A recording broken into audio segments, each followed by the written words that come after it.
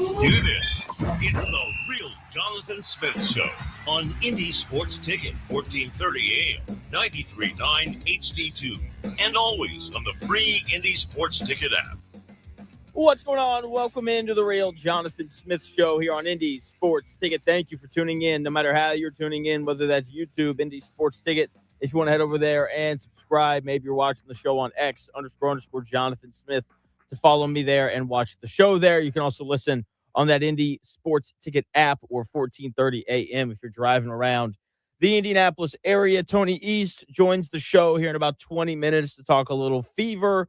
Their season starts here in about a week and a half, and we'll talk a little bit of NBA playoffs as well.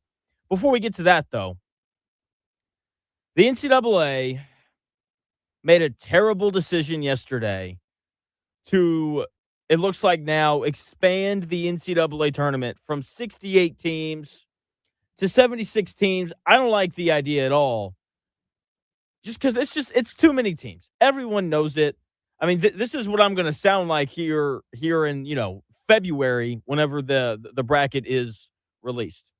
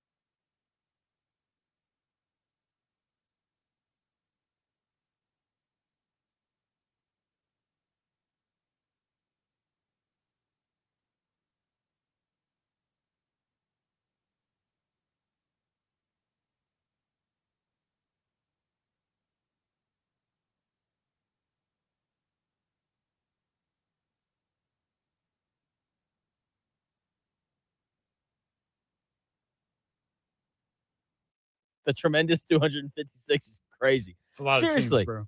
There's so many teams. It's way too many. We don't need it. It is excessive. And the NCAA simply made this move out of greed. That's it. They're expanding the NCAA tournament to 76 teams. It's a terrible idea. 68 is the perfect number. I don't need 18 and 15 Indiana or 17 and 16 Auburn in the NCAA tournament. Win more games in the regular season if you want to get in. Teams that hover around 500 should be at home watching the games on their couch, thinking about all of the games that cost them this opportunity. Sports are no longer about putting the best product out there for people to consume. It's become so much more about money because the more games you have, the more games you can sell to CBS and the more money the NCAA can make. I understand how it works. I know why they're doing it. But the 68-team NCAA tournament was perfect the way it was. And the over-monetization of sports, I think, is lowering the overall product. Like the NBA, for example, desperately needs to go from 82 games down to like 70, but they won't do that because everyone would have to take a pay cut if that happens. And how dare SGA, Shea Gilgeous-Alexander, have to go from making $80 million a year to $78 million a year? I mean, that's just unacceptable. But again, it would make the product better if the NBA had less games, and the NCAA March Madness tournament is better with less teams. Every team that got in this year as an at-large bid had at least like a decent case at the minimum to get in. Auburn, the first team out, had no case whatsoever. It's the perfect cutoff point. Now, they're going to wind up putting teams in with losing records because they beat Florida on the road in November. Who cares? It feels participation trophy adjacent now. It's like grade inflation. Making the tournament used to be a nice standard. It used to be this symbol of, hey, we're like an average basketball school now. We consistently make the tournament, right? It's like the B grade of college basketball. And then an A would be like, a Sweet 16 or better or something like that. Making the tournament used to be a nice standard.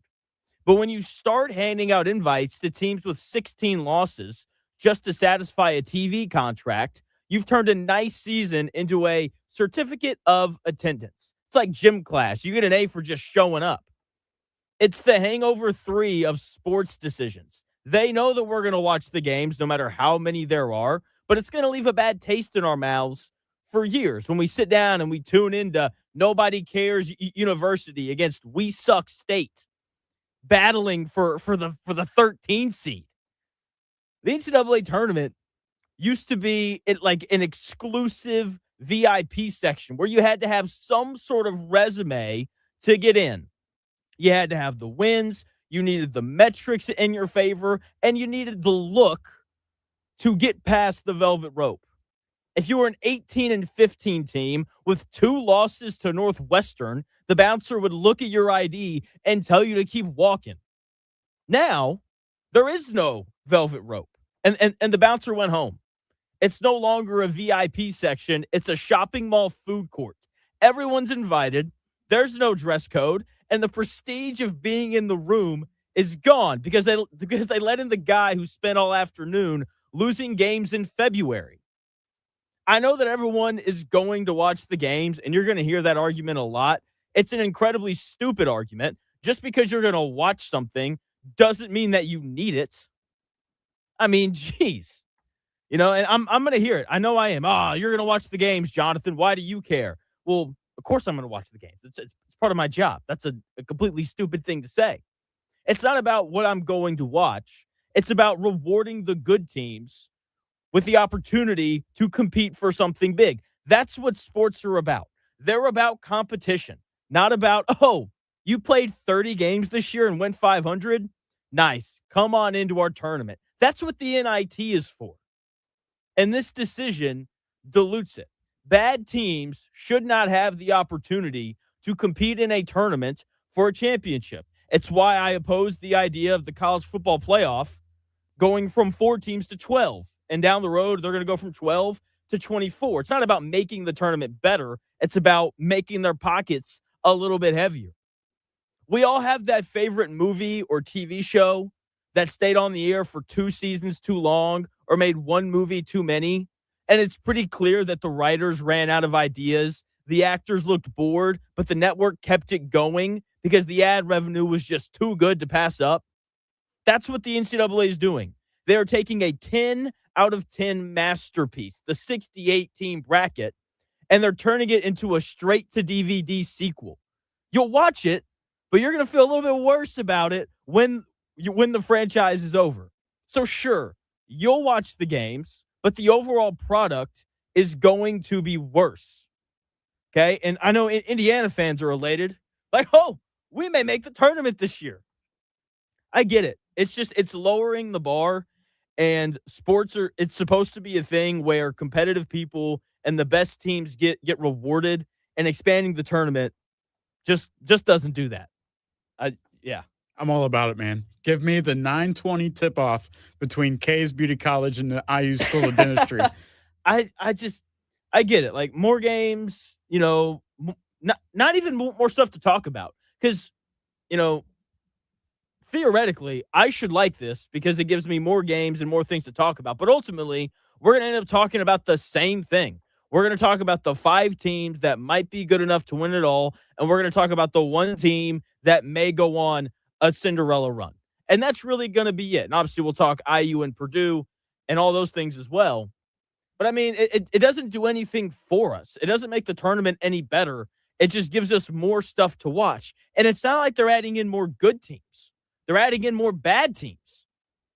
I was going to say, what happens with the NIT? Do some of the NIT teams then make the March Madness? Or do they flex more of the worst teams into the NIT? Or? Yeah, like the level of that tournament is going to drop too. Because like Auburn, who was the 1 seed in the NIT, I don't remember who the 2 seed was.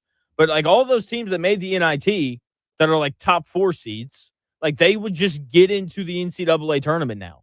So the NIT is going to be, calling up, the St. Francis Franks in Minnesota to come and play. No, excuse me. It's the St. Thomas Tommies. That's who it is. That's not a joke. There's a Division I basketball team called the St. Thomas Tommies. That's awesome. Yeah, it is awesome. And so it just again, it dilutes it. The whole thing is just not it's not needed.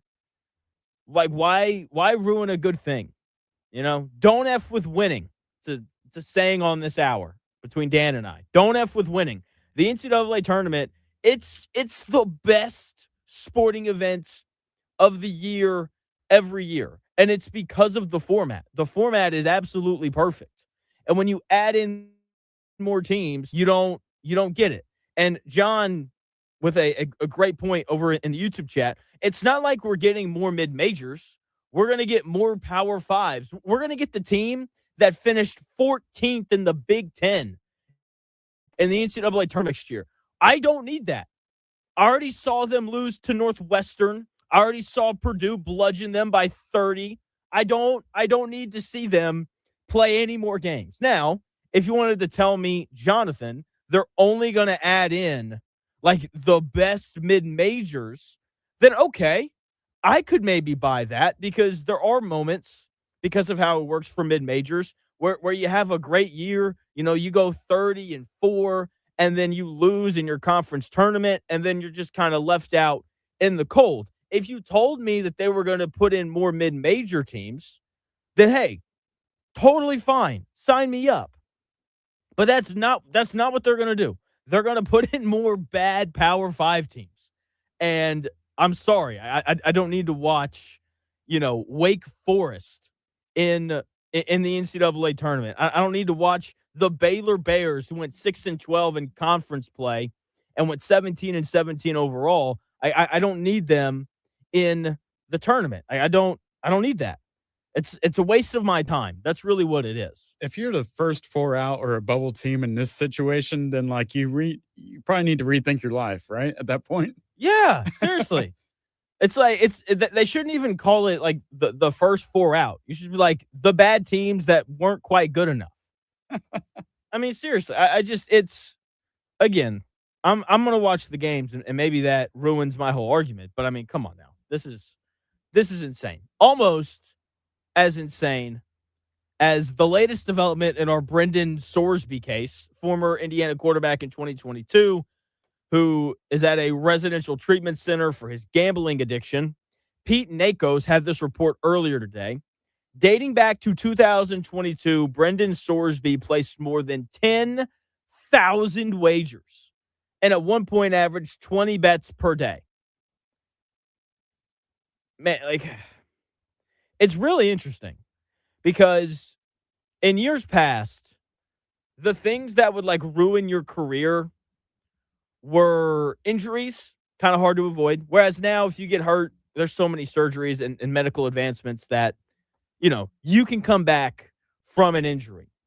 Okay. So really the only thing that used to ruin your career were injuries and getting the wrong person pregnant.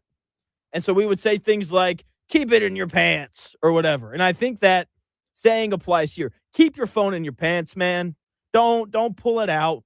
Don't be out there gambling on games. Delete it off your phone. Go get a flip phone or something.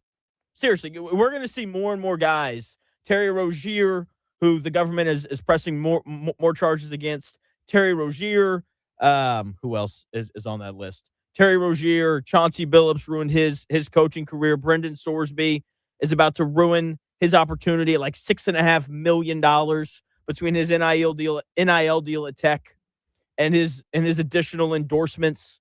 People are ruining their lives because they can't put their phone down and not bet the over-under on Wizards Kings at 10 p.m. You don't need to do that, I promise. You'll be just fine. All right? If you want to bet the Super Bowl every year, all right, go ahead. If you feel really good about betting the Colts over, okay, go ahead. But 10,000 bets in the last 4 years, averaging 20 bets a day? I mean, to be fair, I'm glad he checked himself in to like a residential, rehab center to fix this problem. But geez Louise, come on now. This is insane. Yeah. I bet at that point, you're probably betting on everything in your life. Like how many pieces of cereal land in your bowl before you put the box down or something crazy Yeah, like that. seriously. Just insane stuff from Brendan Sorsby. I'm genuinely just shocked by it. Um, is that a worse decision than expanding the NCAA tournament? We could have a really good debate about that. They're both pretty stupid, but all right. We got Tony East joining the show coming up here at 12:20. So here in about 4 minutes, we're going to talk Indiana Fever. Their season starts here in about a week and a half. We'll get into the NBA playoffs a little bit as well. It's going to be a good time. Our guy Tony always does a great job, and he is set to join the show here in 4 minutes. Life can feel overwhelming sometimes, and all your body needs in those moments is a quiet moment in a cozy, calming place. Salty Woods in Greenwood offers salt therapy, also known as halo therapy, a natural drug-free wellness practice that mimics the microclimate of salt caves. We've got a special deal for you only while they last, starting Friday at 9 a.m. Go to indiesportsticket.com and click on the Sweet Deals tab to get 2 seats in the salt room for half off. That's a $70 value, yours for just $35.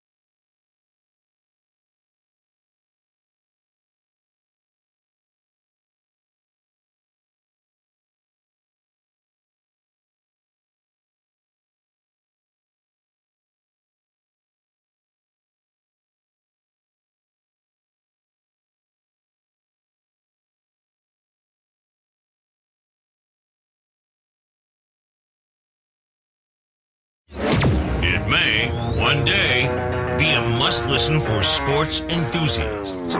Yeah, and monkeys might fly out of my butt. Uh-oh. The Real Jonathan Smith Show on Indy Sports Ticket 1430 AM, 93.9 HD2, and always on the free Indy Sports Ticket app. Yeah. Welcome back to the Real Jonathan Smith Show here on Indy Sports Ticket. Thank you for tuning in, no matter how you're tuning in, whether that's YouTube, X, the Indy Sports Ticket app, 1430 AM, no matter how you are tuned in. It is greatly, greatly appreciated. And there are just certain voices on this show that you're going to hear a little bit more often than others. One of those being Tony East, because he not only does a great job of covering the Indiana Pacers, he does a great job of covering the Indiana Fever as well. You can hear him on Locked On Pacers, and you can read him at Forbes.com's, CircleCitySpin.com, and the 9 Sports, which is the IXSports.com, where he, covers the Pacers and the Fever and whatever else he wants to, because he's just that talented. Tony, what's going on, man? How are you? Good to hear from you again. It's a weird time. The lottery's coming. The Fever are playing preseason games. There's a lot going on for me. There is a lot going on for you, so we appreciate you making the time. Let's start with the Fever. We're about a week and a half out from their first game. If I remember correctly, they're hosting the Dallas Wings, AZ Fudd and Paige Beckers, and I think a Dallas team that has quickly accumulated a decent amount of talent. But how are you feeling about the Fever this year? The core's back. Caitlin Clark's healthy. What do you think is a fair expectation for them this year? Yeah, I talked to you last year about that similar question, right? Because it's obviously a big deal. And I was actually a little more down on them than everybody else last year. And the fact that I was wrong is why I'm high on them this year, if that makes any sense. Like, I thought, so to be clear, they were the 6th seed, and I thought they'd be somewhere between like the 4th and 6th best team last year. But they were so hurt along the way that it wasn't any sort of reflection of how good they actually played for most of the season. Like, they were the 6th seed, and their starting lineup in the season had like Odyssey Sims, who joined them in August, and Ariel Powers, and Shea Petty was their backup point guard and all this stuff. And that group made it an overtime period away from the finals. Like, Stephanie White can really coach. Their system clearly works. Kelsey Mitchell and Aaliyah Boston both took major steps forward last year. And then you get Mo Billings in the door this year, who's a better fit to me than Natasha Howard as your starting 4. You get Caitlin Clark healthy. Obviously, that's the biggest thing that they did in the offseason. Like, they could be really, really good this year and up there with the Aces and the Liberty and maybe the Dream, too, of like, these are the teams contending to reach and or win the finals this year.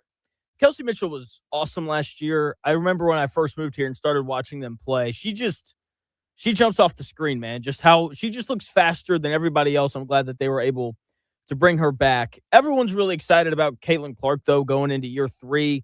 I know she only played 13 games last year, so this may be a tougher or potentially unfair question.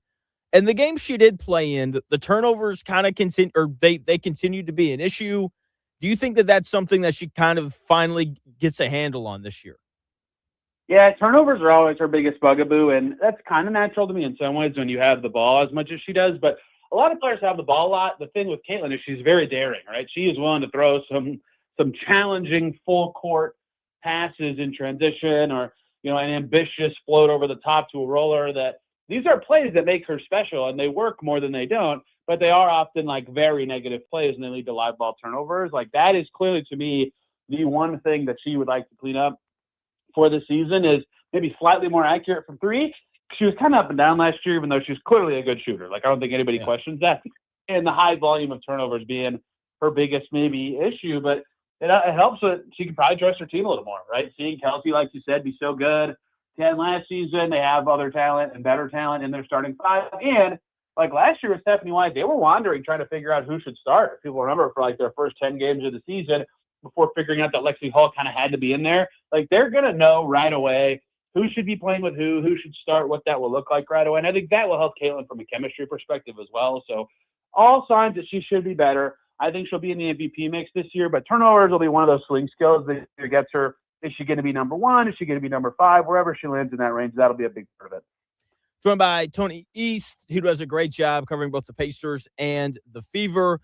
I think, the last figure in that three-headed monster that the Fever have is Aaliyah Boston. She's kind of been around 14-8, 15-8 through her first 3 years. Any chance we see any sort of like a scoring leap or anything from her this year? That's a good question because she's kind of in like Aaliyah Boston's amazing, clearly a very good player. Yeah. But the team, the Fever are, how do they get her the ball more often, right? Because there's always like some fan hesitancy about when it's floated from a coach like, oh yeah, they got to figure out how to maximize the rest when Caitlin Clark is off the ball. And I promise this is related to your question about Aaliyah Boston. And people always freak out about that, like she should have the ball, she's the best player, and she is their best player. But Kelsey Mitchell just made first team All WNBA, and Leah Boston made second team. These are really, really good players. And so they have a constant kind of push and pull, and it's very usually matchup based or just what's working on a specific night of how to kind of feed all three of that core in a given game or throughout a given season. And I think that the way Boston is, like, you're not asking Leah Boston to catch the ball and go dribble through a defense and attack, right? You're asking her to be a hub in the post and make jumpers occasionally and take advantage of smaller players and be an elite defender. I don't know that it makes sense for them to shift the balance of their offense in a way that ups her scoring number above that like 15, 16 range. If she's just more efficient, maybe it goes up a little bit. So with this team, I kind of feel like that's about the statistical expectation that she's put on herself that she should have. And if they do shift more towards her, I think that would be fine. She's really good. But at what cost, right? Is it less Kelsey Mitchell? Is it less Caitlin Clark? And is that actually better for the team? So at no fault of Aaliyah Boston's own skill, I kind of think her stat line will look pretty similar for a lot of the years she's playing with this core. That makes a lot of sense because when you got to share the rock when you're playing with other great players. So like I said, that makes a lot of sense. Again, joined by Tony East of Locked On Pacers. You can read him at Forbes.com, CircleCitySpin.com, or the 9 Sports, where he covers both the Fever and the Pacers. So looking ahead to the lottery, because that's right around the corner as well, have you had any time to start your draft prep yet, or have you just been running around all over the place? I actually have been able to watch a couple of these guys. I've been working through Darian Peterson this week. I watched 5 full games of AJ Devonta now. I feel like I know a little bit about the top of the draft. So watching the playoffs, I forget who it was. Someone made a really good point, and I want to credit them, but I can't really seem to remember their name. They were talking about the Hawks, and they were talking about Jalen Johnson and how part of why he's kind of struggled in that series against the Knicks is, one, Josh Hart's a really good defender, but the other thing is his handle's not as tight as a guy like CJ McCollum, who no matter who's guarding him, like he's going to get to a spot and score, except for last night where he scored 6 points, or was that game 4? I don't remember. Anyway, so when I was last night, yes. Okay, yeah. It's all running together. There's so many games happening. So when I think about that, and when I think of what I think the potential role is going to be for that hopefully top 4 pick, it's probably going to be similar to a Mathurin role where they come in off the bench and they're kind of given the opportunity to kind of be the guy for the second unit. Part of me wonders if Cam Boozer is the right guy for that, because when I look at him compared to a Peterson or a Devonta, I just don't know if he handles the ball well enough to kind of be the guy for a 6-minute stretch. What do you kind of think about just kind of that whole thought process? I do think you're right on what like the immediate fit of the player they draft would be. And obviously they would hope they would grow into something much, much more than that. But right away, I mean, Neesmith and Nembhard are just such perfect fits next to Halbert and Siakam that you have to imagine whoever they draft will probably come off the bench at first, which is pretty rare for a top 5, even top 4 pick. But that's what their team and situation kind of makes the most sense. And so right away, that does make sense to me. And yeah, Peterson is clearly talented as a scorer, and that's what they need, right? No more Mathurin. They're going to be asking a lot of TJ McConnell when it comes to dribbling the ball next year. Is that really something you want to do a lot of?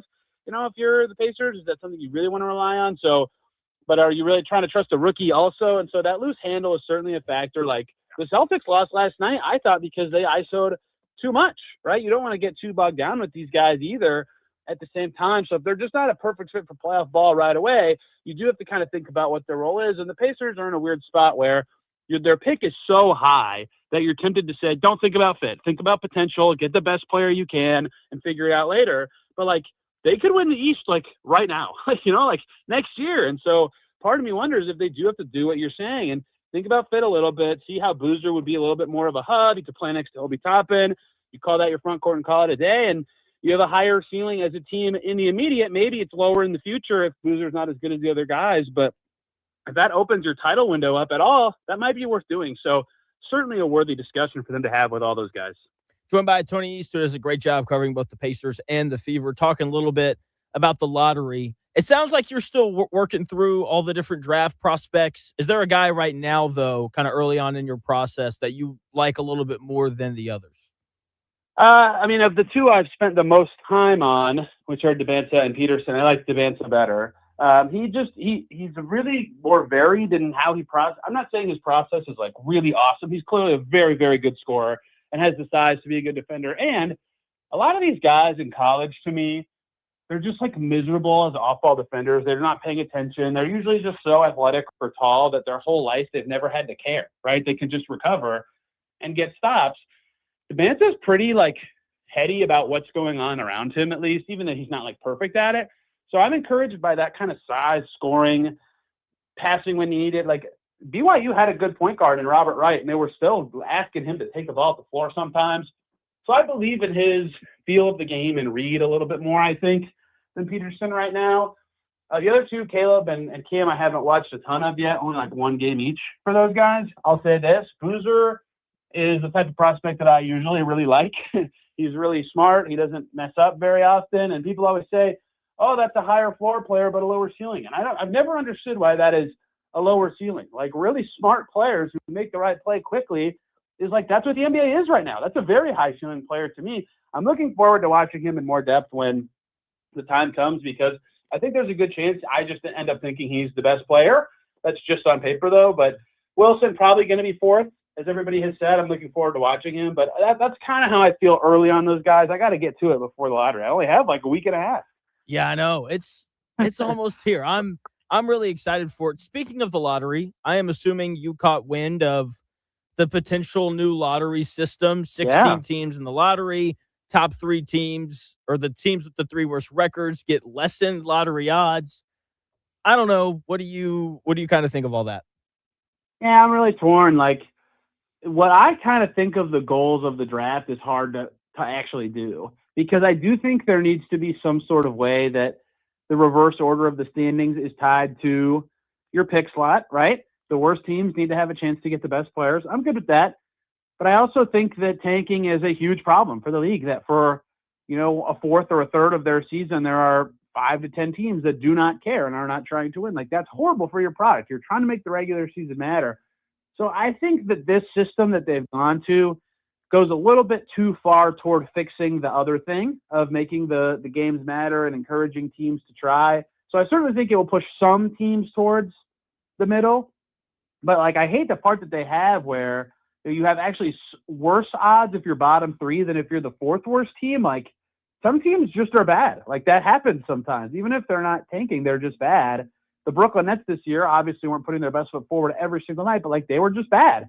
The Wizards were just bad, and they're supposed to suddenly have worse odds. I find that to be kind of weird. I think that they didn't put a floor on the picks either. Like, you could be the worst team in the league and in theory fall all the way to 12. The odds of that would be insane, but it's still technically possible. That seems a little too harsh to me as well. So I think it's good in that they're trying to make teams try to win more often, right? That's good. I think that is something the NBA should be trying to accomplish with a lot of their tanking proposals. But I think this one goes almost too far away from that and could lead to some very hopeless franchise situations where a team ends up with they're really bad and they need a stud young player and they keep getting the 6th or 7th pick for years. I think part of why I don't like it either is the injury thing. Like, I felt like early on in the year for the Pacers, they were trying to win games. The issue is everybody was legitimately hurt. That probably changed after the All-Star break. But I felt like early on, the reason why they were losing games was because everybody was hurt. And so I don't think that it's necessarily fair to them. I think the best idea I've heard came from one of my buddies. He thinks that you should have to declare when you're tanking. And from that point forward, every win counts toward you have to like say. I think that'd be awesome. Because like we would be tracking, like this is the earliest we've ever heard a team declare that they were tanking. And so if you declare you're tanking, you can't make the playoffs, right? That'd be the reason that's funny. That's a good idea. It is a good idea. I've heard a lot of like tangentially related to that, things of like locking the standings at a certain time and then wins count after that. I kind of think is good. My idea for that was the day you're eliminated from the playoffs, every win after that counts, right? Yeah. So that it's different for every team. So if you're worse, you have a longer amount of time that your team has to try to win and prove that you're good to up your odds. But that also would have a lot of like, if your schedule is really easy in March, all of a sudden you just have like insanely good lottery odds. So there's a lot of hurdles with any solution. And it's just a hard spot for the NBA because I think they feel what I said, which is they do want to get the young players to the worst teams. Like they need that. They need to sell hope to these bad franchises, but also they know that their product stinks. Like March NBA, like you could probably just easily predict 80% of winners just by looking at the incentives of teams. And that's so weird. They shouldn't want that. Joined by Tony East, who does a great job covering both the Pacers and the Fever, talking a little bit about the lottery, which is coming up. Are you nervous for it? I know it's a weird. I know it's a weird question, but like growing up a Mavericks fan, like last year when the lottery happened, like I wasn't nervous at all. I was like their odds are low. Like if they don't get it, like whatever. But this year, I won't lie, Tony, whenever I think about it, I get like a little feeling in my stomach where I'm like, man, I really hope that it's top 4. I don't know. Maybe I'm just weird. That's very possible. I don't know how I feel ahead of the lottery, honestly. I'm like too math pilled to like enjoy it. That's fair. Yeah. Else, if that makes sense. Like most people really want like the lottery, they get nervous or some people are like, complete optimists and they think it's, it's fate. Some people think it's rigged, and I'm just like, yeah, man, we'll see, I guess. I mean, this is one of the craziest ones in terms of, there's so many teams that were bad on purpose to end the season that really care where these picks land. So it's not quite Wemby levels of dramatic in terms of the value of the number 1 pick, but there's going to be a lot of angst in that lottery room, which I'm looking forward to seeing how everybody looks and reacts and feels about it. That is what I enjoy about the lottery, is being in the room and watching all the execs see their pick revealed. And here's something that somebody talked to me about with the Pacers that I think is funny. They made the case that the Pacers should have wanted to have the worst record, not because it helps them with their odds. It's exactly the same if they were 1, 2, or 3, but because there'd be fewer picks that they'd have to be stressed about during the actual reveal. Yeah. Because if they had the 3rd worst record, as soon as the 7th pick is coming up, they'd have to start getting stressed. But if they have the worst record, they don't have to be stressed till the 5th pick. I thought that was funny because all those people who work for the team are going to be, oh boy, here comes number 6. Don't show the Clippers. They're going to be freaking out. So that I thought was actually a pretty interesting take on all that. That is a really good point. Again, joined by Tony East, who does a great job covering the Pacers and the Fever. I want to ask you a journalist question here that I've been thinking about. So look, you cover the WNBA, so you know the whole AZ Fudd, Paige Beckers dating kind of thing. As someone who sits in press conferences and asks questions, where is the line drawn of this is a personal question versus you guys might be dating and you play together? Like that seems kind of important. I guess, how do you go about balancing questions like that? Well, I think to me, when I've talked, like a lot of people have asked me about this, if you think it could impact the actual basketball product of the Dallas Wings, it's a totally fair question to me, right? If somebody is dating somebody who does not work for the Wings and does not care about the Wings or whatever, it does not affect the basketball, that relationship, right? Any more than any other would. But for example, last year, Melissa Smith and Dejanay Carrington were both on the Wings and dating, and then they broke up. And like that's a basketball thing all of a sudden, right? Is their chemistry going to be the same? Is the team's chemistry going to be the same? They traded both of those players, right? I'm not even suggesting that that's something the Wings would do with these two, with AZ and Paige. They're both really good, but if it has any chance of actually impacting the basketball product, I understand those two not wanting to answer it and considering it a personal question. Like, I think that's fair for them to say they won't address it. Like, that's fine. People should respect that if they say that. But I do think it's fair to ask once, right? How's this going to be? Do you guys have a plan to manage this in the pros? I actually like the way that it was originally asked to AZ, like, did you guys talk to other couples? I thought that was a really good way to kind of to see how they would approach it. But I also understand them wanting to be private about it. So it is a tricky spot for everybody involved, but one time to get their like actual thoughts on it. One time I think it's fair, but if they shut it down and say, we're not going to talk about that, then you have to respect like, okay, that, you know what, this is not, I should not be doing this anymore. Okay. Yeah. That's, I think, a really good way to go about it. Again, joined by Tony East, who does a great job covering both the Pacers and the Fever. You can follow him on X at Tony R. East. Last topic, because I'm sure I'll have a couple of questions for you on this. The NBA playoffs are in full swing. It's my favorite time of the year. Watching 41-year-old LeBron James pick apart this Rockets team has been fun. Watching the Timberwolves out athletic and out effort the Nuggets has been disappointing. What is kind of the series that you've enjoyed watching the most early on? That's a great. I mean, the one I thought I would like the most has not been as interesting. I thought Portland was going to do better than they did. Yeah. Man, they're Magic Pistons has been fun just because every time I watch it, I'm like, there's no way this keeps happening, right? Like, there's like any second now, Jalen Duren's going to look awesome again, and the Pistons defense is going to, and they can't score. They can't do it. They cannot turn it. The Magic look legitimately good. And so that's been really fun just because I was so out of the Magic. Like, I wanted the Hornets to beat them so bad in that play-in game. And now the Magic, if they win, they play Cleveland or Toronto. Neither of them look very good. Like, the Magic can make the conference finals. Like, it's crazy how fast their season has turned. And so that one's been really fun to me. Any series that gets past Game 5 is just naturally fun because there's a lot of drama. So the Knicks and the Celtics series now have become interesting, but most of the East series have been more fun to me so far because injuries have ruined Nuggets Wolves and injuries have ruined Lakers Rockets. So the other two are done. So it's all the East stuff and how just absolutely crazy all those series have become. They really have. And the Magic being an 8 seed, it's so weird because they finished a game behind the Raptors in terms of wins and losses. So they very easily could have been the 5 seed. And that's true.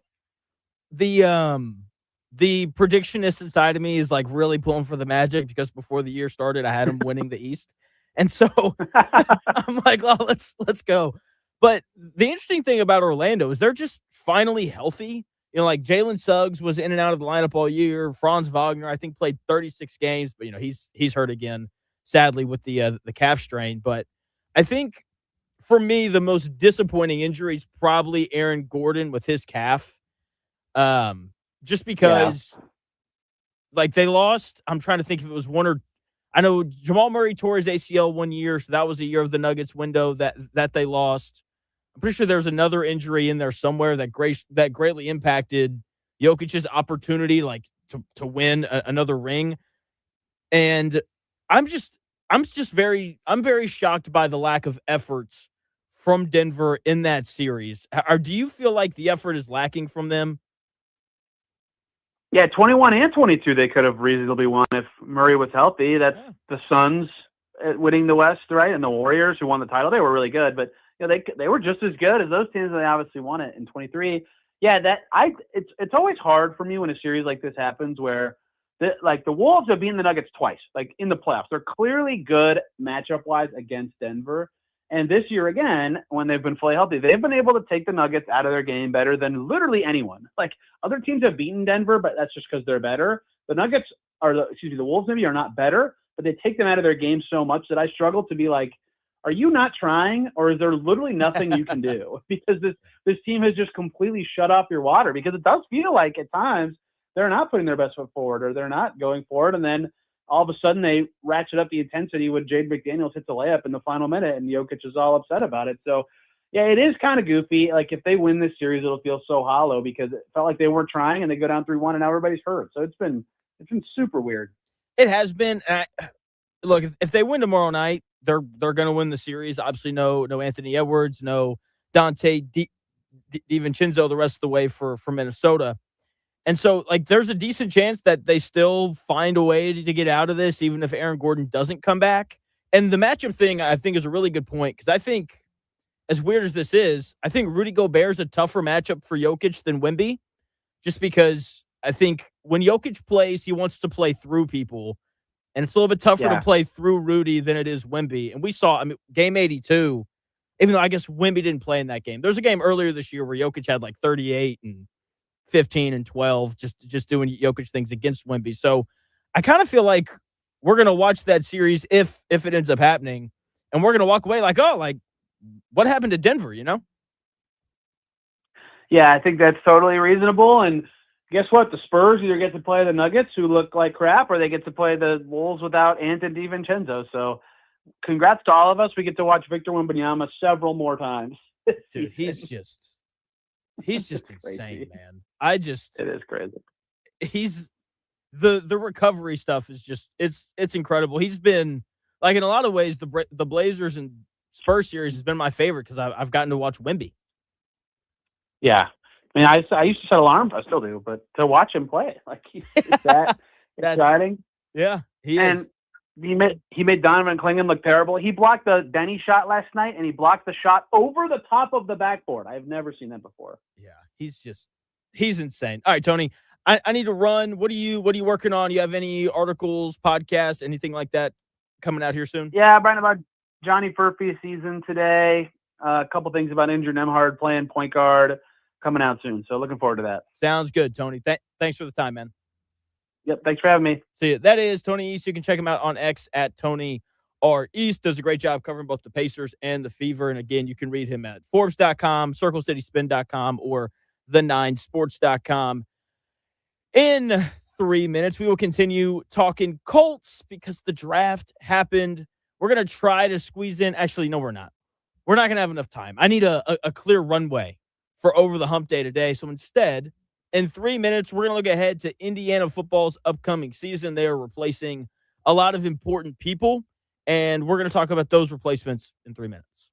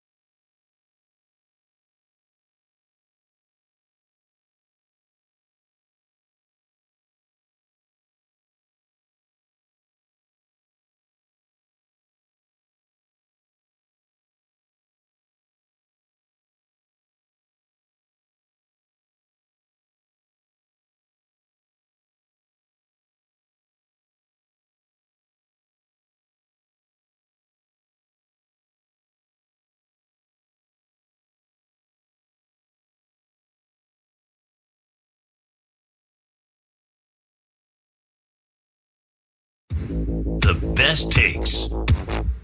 Maybe. The Real Jonathan Smith Show on Indy Sports Ticket 1430 AM, 93.9 HD2, and always on the free Indy Sports Ticket app. Welcome back to the Real Jonathan Smith Show here on Indy's Sports Ticket. Big thanks to Tony for taking some time to hop on the show. Seriously, go follow him on X. Does a great job covering both the Fever and the Pacers. Couple of things that I need to clean up from yesterday's show. John Buzzard asking how was the pudding in Jell-O. We did not go to the MCL, right? Yeah. We did not go to the MCL cafeteria last night, my wife and I. We went to A-Zip Pizza instead. We didn't feel like making the drive all the way up there. And when I brought it up to her, when she got home, she was like, Jonathan, I thought you were kidding. I was like, I was, So we went to A-Zip because my wife very rarely has strong opinions on where she wants to eat. Last night she did, so we took full advantage of that. The other thing that happened to me last night, so I called my mom because my mom's coming up this weekend to run in the Indy Mini with me. By the way, had a great run yesterday. Ran the whole way. Very little back pain. I have a question for listeners out there. Please call in or hit the text line if you have answers to this. 317-228-1430 if you want to call in or text. Has anyone done red light therapy? I have been told that red light therapy does wonders. If anybody's done it, 317-228-1430. You can call or text. Let me know. I'm very curious. But last night I was talking to my sister, and I was telling Chris this story. I told the story yesterday on the air. I had a conversation with my older brother. Told him that my goal by the end of the year was to be able to dunk. He said, Jonathan, you're a fat 26-year-old Caucasian. You're not going to be able to dunk by the end of the year. So I called my sister yesterday because she had some stuff going on and wanted to check in on her. And I was telling her about this as well. I was like, Caleb doesn't think that I'm going to be able to dunk by the end of the year. She goes, Jonathan, you could totally dunk by the end of the year. Super supportive.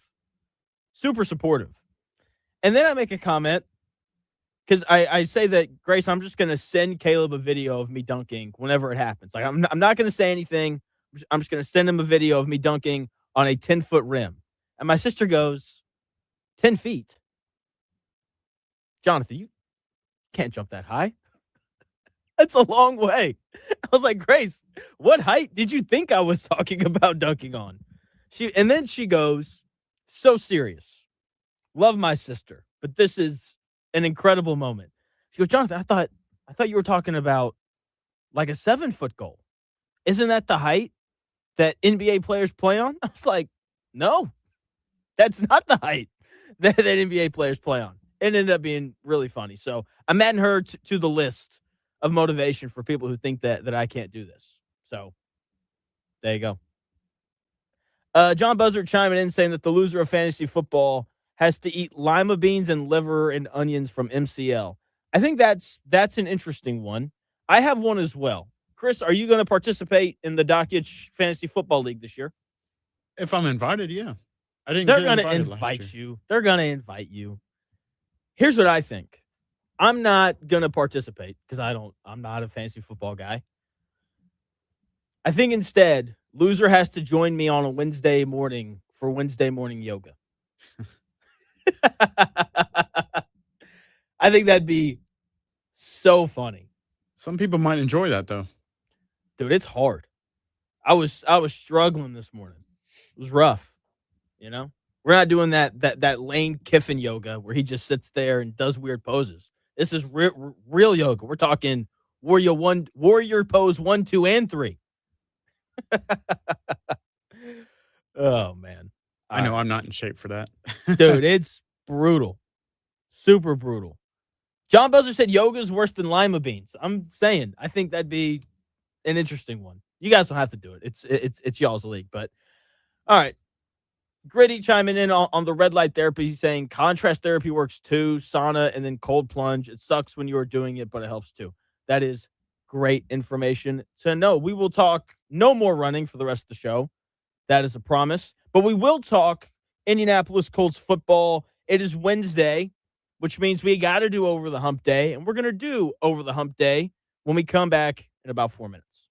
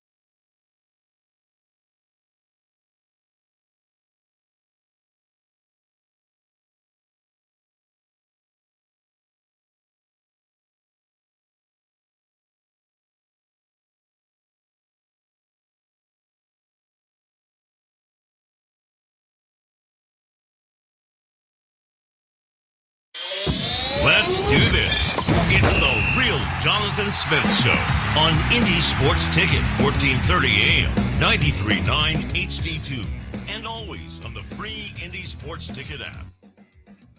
Welcome back to the Real Jonathan Smith Show. Hour number 2 getting underway. Thank you for tuning in, no matter how you're tuning in, whether that's YouTube, Indy Sports Ticket. If you want to head over there and subscribe. Maybe you're watching the show on X__Jonathan Smith to follow me there and watch the show there. You can also listen on that Indy Sports Ticket app. And the show's just rolling right along. It is Wednesday. We love Wednesdays because Wednesdays mean that we're doing Over the Hump Day. Shout out Mike Woodson for sponsoring this segment. Let's get into Over the Hump Day. Uh-oh. Guess what day it is? Guess what day it is? Huh? Anybody? Julie, hey, guess what day it is? Oh, come on. I know you can hear me. Mike. What day is it, Mike? Leslie, guess what today is? It's Hump Day. Woo-hoo! Hump Day!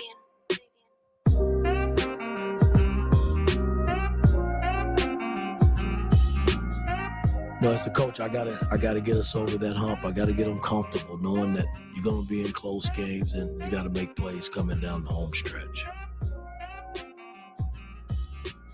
I mean, in the tournament, we were right there. I just didn't get them over the hump, man. And that's something that I live with every day of my life.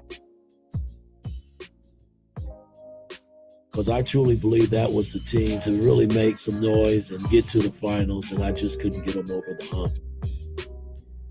Mike Woodson and his just continuous competition with the hump. Just can't find a way to get over the hump.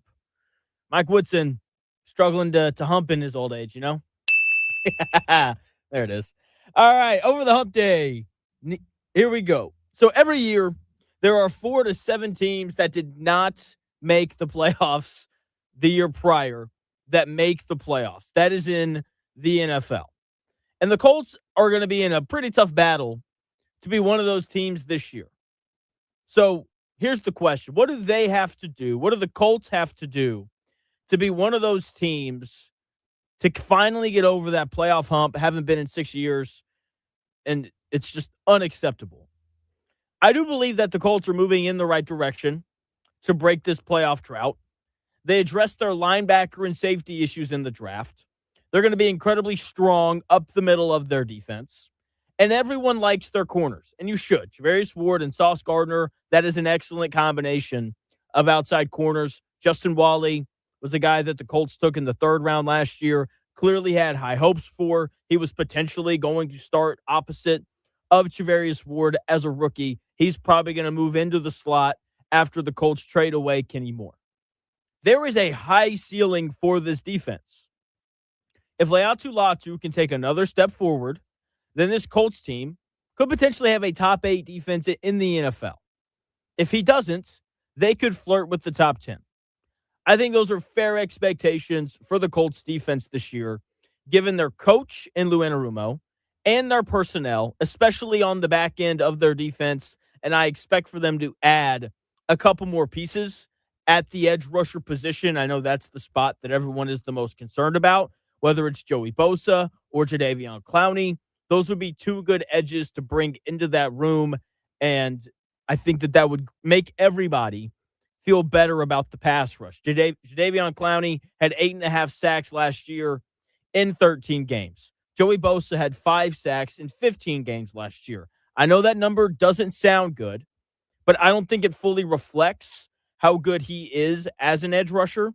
He got doubled a lot as the Bills' best pass rusher because he was, by far, their best pass rusher, especially when you consider that Ed Oliver, arguably the best defensive player on that Bills defense, only played in 3 games last year.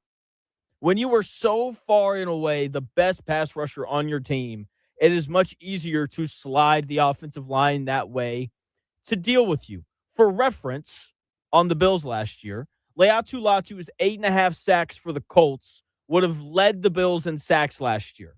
Joey Bosa was literally the only guy on that roster who could successfully rush the passer. If they can bring in the Colts, if they can bring in one of those guys, I would feel much better about the edge room. The biggest thing, though, is going to be the development of Leatu Latu because, let's be honest, Joey Bosa's 31, Jadeveon Clowney's 33. They don't need to be your best pass rusher. It needs to be the 25-year-old going into year 3 who you spent the 15th overall pick on. Jalen Tuimoloau is going to be better this year than he was last year because he can only be better than he was last year. Latu needs to become a double-digit sack guy, though. To his credit, he went from 4 sacks his rookie year to 8.5 sacks last year. He's a guy who works on his game. His biggest weakness has been his strength, his inability to rush with power. He's another year older. He's had another offseason under his belt to work out and put on weight and do those things. I think it's very possible that he comes back as a better player. And the Colts need that to happen so that this edge rusher room can at least be average. Because right now it's certainly below average. But here's the thing. In a salary cap league where you have to have 22 starters and depth, every team is going to have a weakness somewhere on their roster on either the offensive side of the ball or on the defensive side of the ball. When you look at the Eagles previously, their weakness has been their linebackers. We've seen them address that in the draft, and they've been better there. Okay, when you look at the Vikings, their weakness has been their linebackers, and so on and so forth. Every team has a weakness somewhere on their roster, and the question is, can they cover it? The best teams in the NFL not only have good rosters, but they do a good job of covering up the weakness of their roster. And for the Colts, I think they're going to be able to do that pretty well this year. They are going to have the freedom to blitz because their secondary is so good. Sauce Gardner, Charvarius Ward, and Cam Bynum, we all know that they can play. Everyone in the Colts building seems elated about Justin Wally. Okay, and then A.J. Halsey, I think he's going to wind up being a good player who's going to be able to come down into the box and fill that Nick Cross role.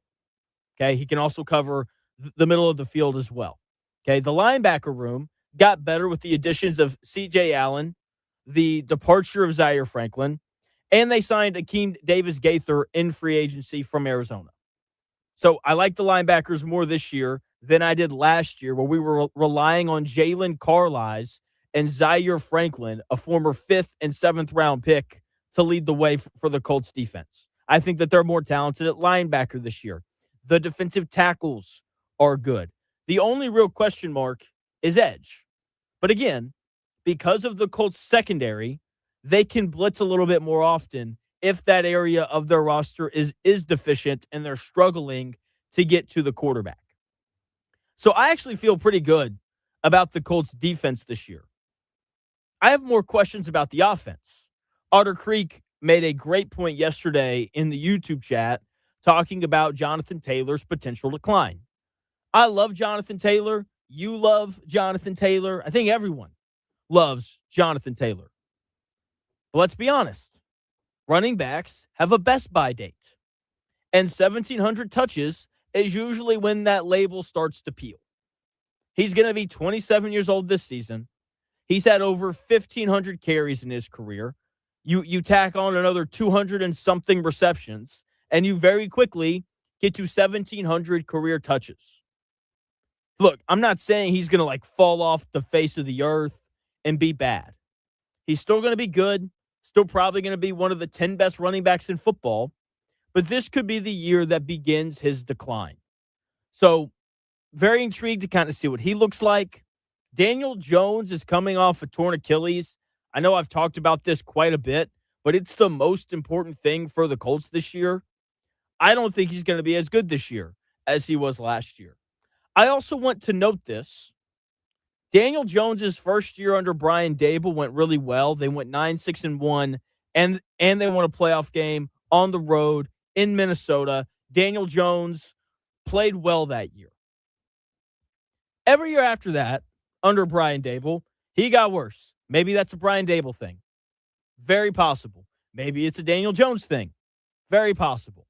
I don't think that the drop-off is going to be as drastic as it was under Brian Daboll, because part of that were some of the injuries that Daniel Jones, had earlier on in his career. I think those played a role, like this Achilles is going to.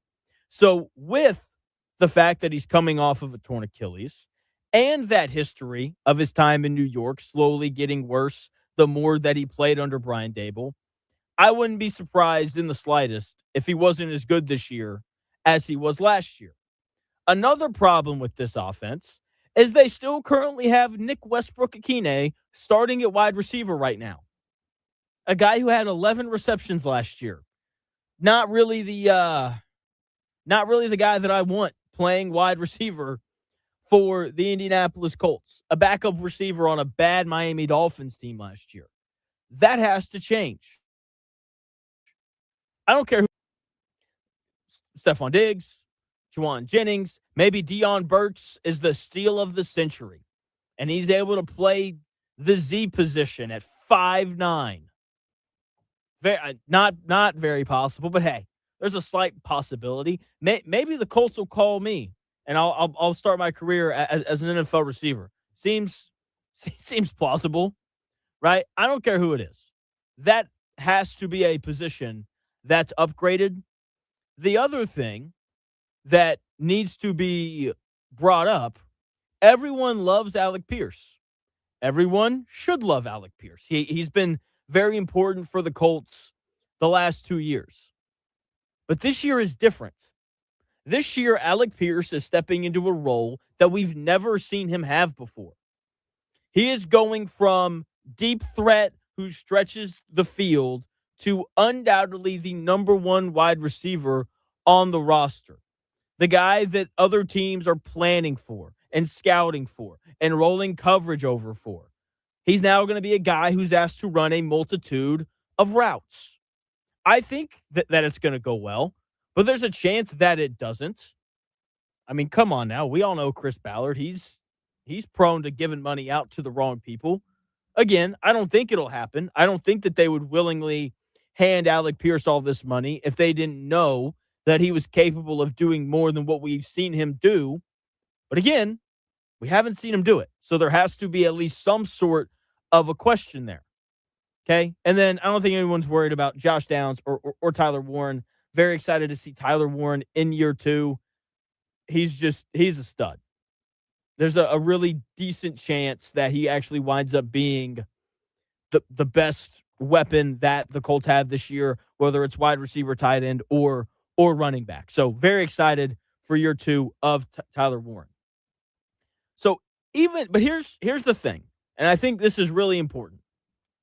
Even if there's no upgrade over Nick Westbrook-Akine at starting wide receiver, even if Alec Pierce doesn't turn into a stud number one option that, he got paid to be, even if Josh Downs and Tyler Warren continue to be the same guys that they were last year, this is why you hire Shane Steichen. This is the entire point of hiring an offensive-minded head coach. The Colts still have weapons. Jonathan Taylor, Tyler Warren, Josh Downs. Even if Alec Pierce doesn't turn into an elite number one wide receiver, he still has a valuable skill set in terms of his ability to separate down the field and take the top off of a defense. Okay? Same goes for Tyler Warren and Josh Downs. Like we know that those guys are good players. The whole point of an offensive-minded head coach is to elevate the offense through play calling and play design and so on and so forth. Hopefully he can do that, because I have significantly more questions about the offense than I do the defense this year.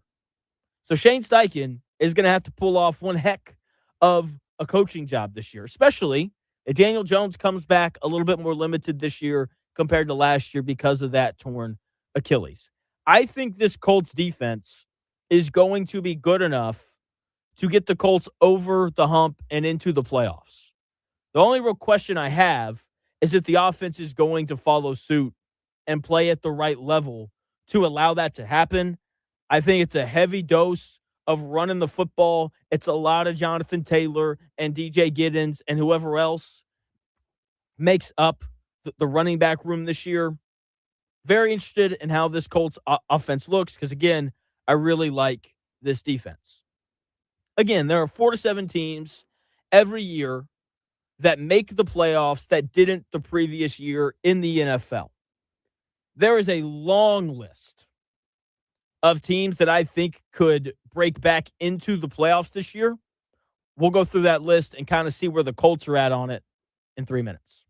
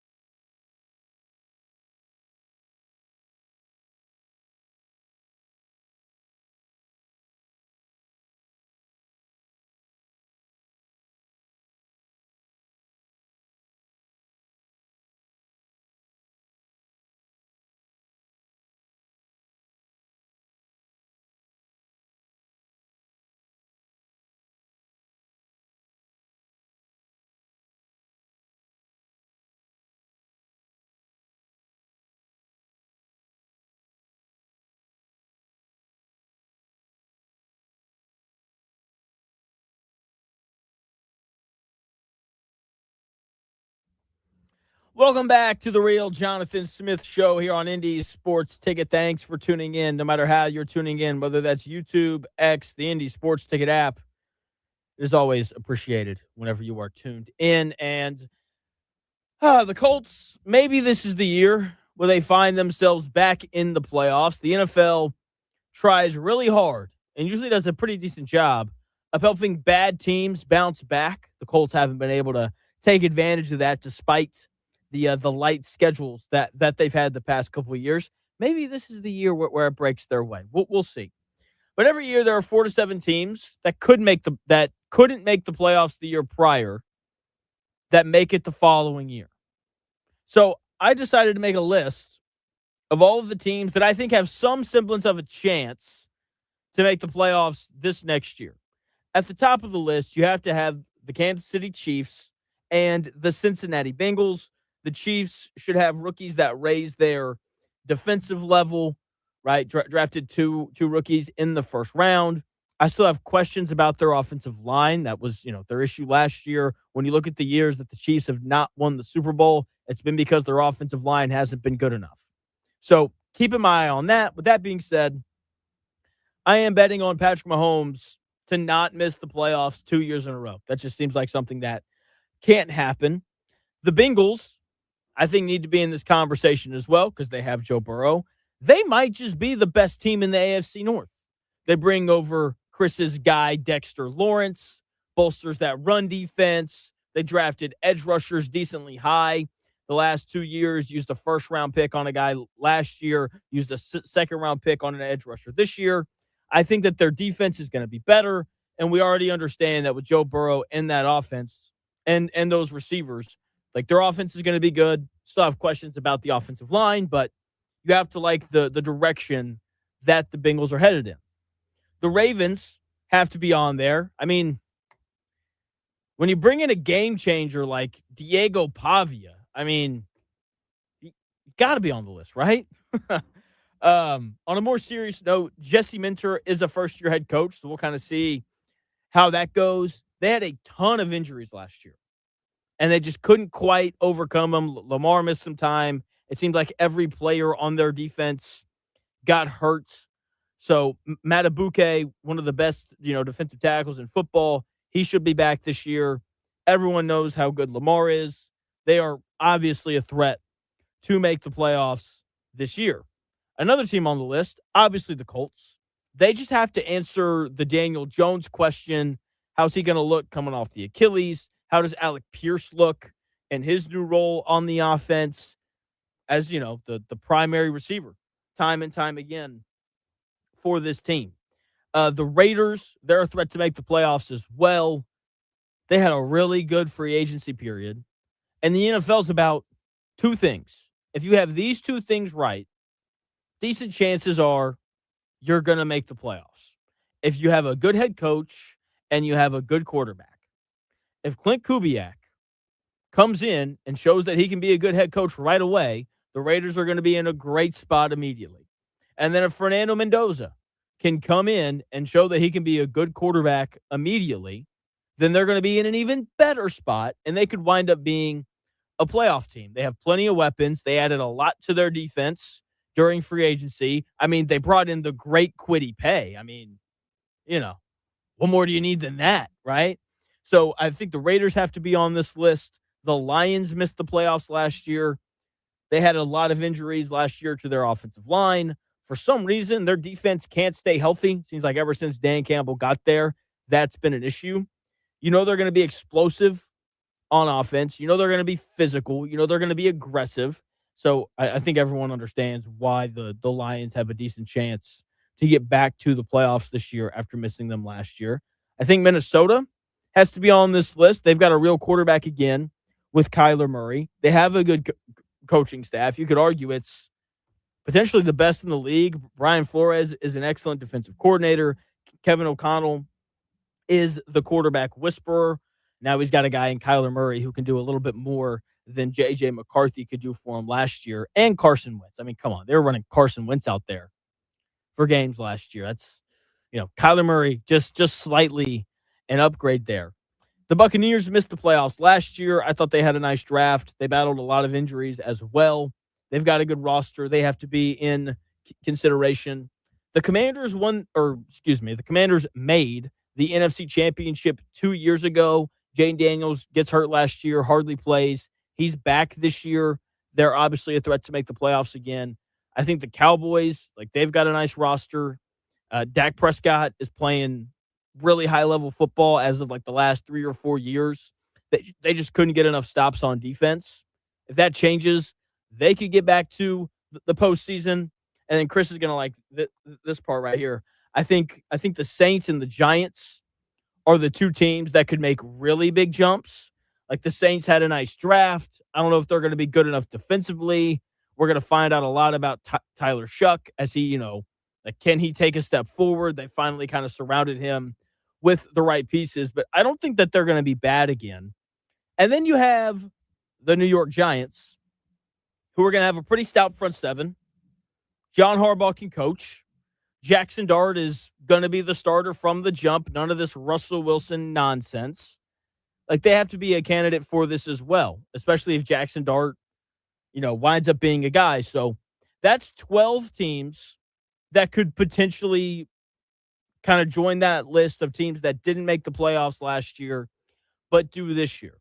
With that being said, some of them are going to come off this list before the year starts because of injuries.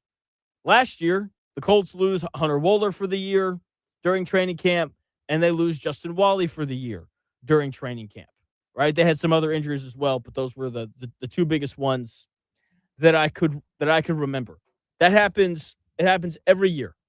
Teams have guys, tear their ACLs during training camp. It sucks, but it's part of it.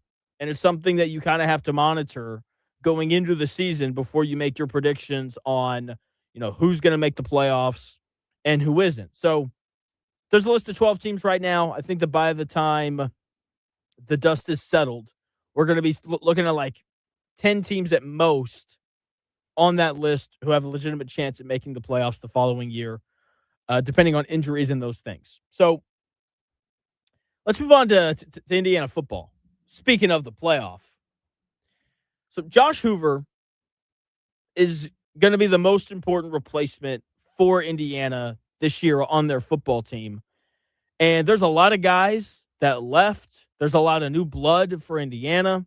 They hit the transfer portal hard. They brought in some enticing freshmen and all those things. So there's going to be a lot of new faces. And Josh Hoover obviously is the most important. Fernando Mendoza was the heart and soul of the offense last year. He made every big play. He never tried to do too much. And that is my concern with Josh Hoover. He threw 13 interceptions last year, and he fumbled the football 4 times. It's not great. That's 17 times where he put the ball in harm's way. Can't have that. Really hard to win football games when you're consistently turning the ball over. That was one of the things about Fernando Mendoza last year that I loved. He didn't turn the ball over. He threw 6 interceptions, and although he fumbled it 4 times, Indiana didn't lose any of them. They recovered all of them. Indiana's ability to play mistake-free football last year was a large part of their success. That's both offensively and defensively. Like defensively, they didn't blow any assignments or anything like that. And then offensively, they just didn't turn the football over. And in order for Indiana to go on another run, in order for Indiana to defend their crown, Josh Hoover has to correct those turnover mistakes that he made at TCU last year. And I know this was brought up kind of during, spring camp, and Coach Signetti said, we introduced Hoover to his 2 best friends, a run game and a good defense.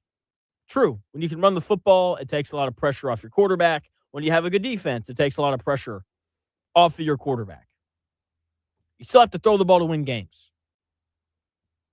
Like if it's not for Mendoza, the final drive against Oregon, responding after the pick 6, Indiana probably still wins that game because their defense played so well. But that game feels very different.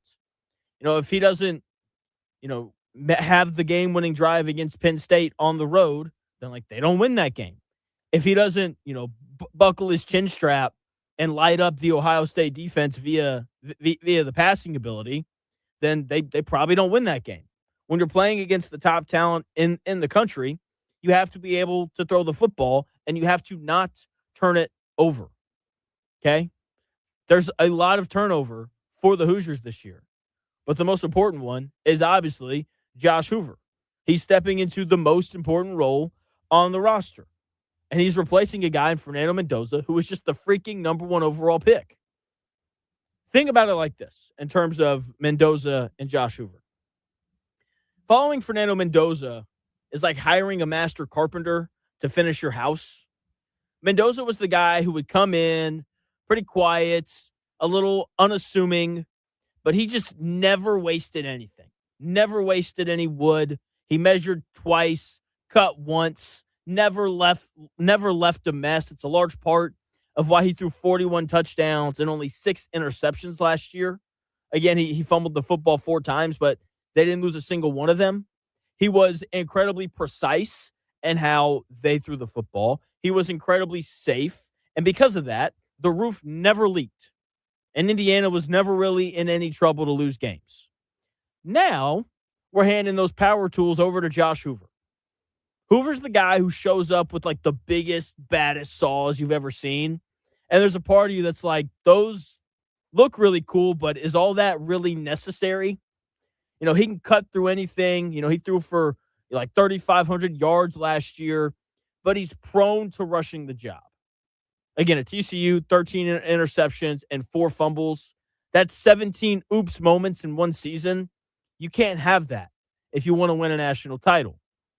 You know, in this Indiana offense, like, you can't have those gaps in the floorboards. The success last year was partially built on playing mistake-free football. And then you paired that with the fact that Mendoza made every big play.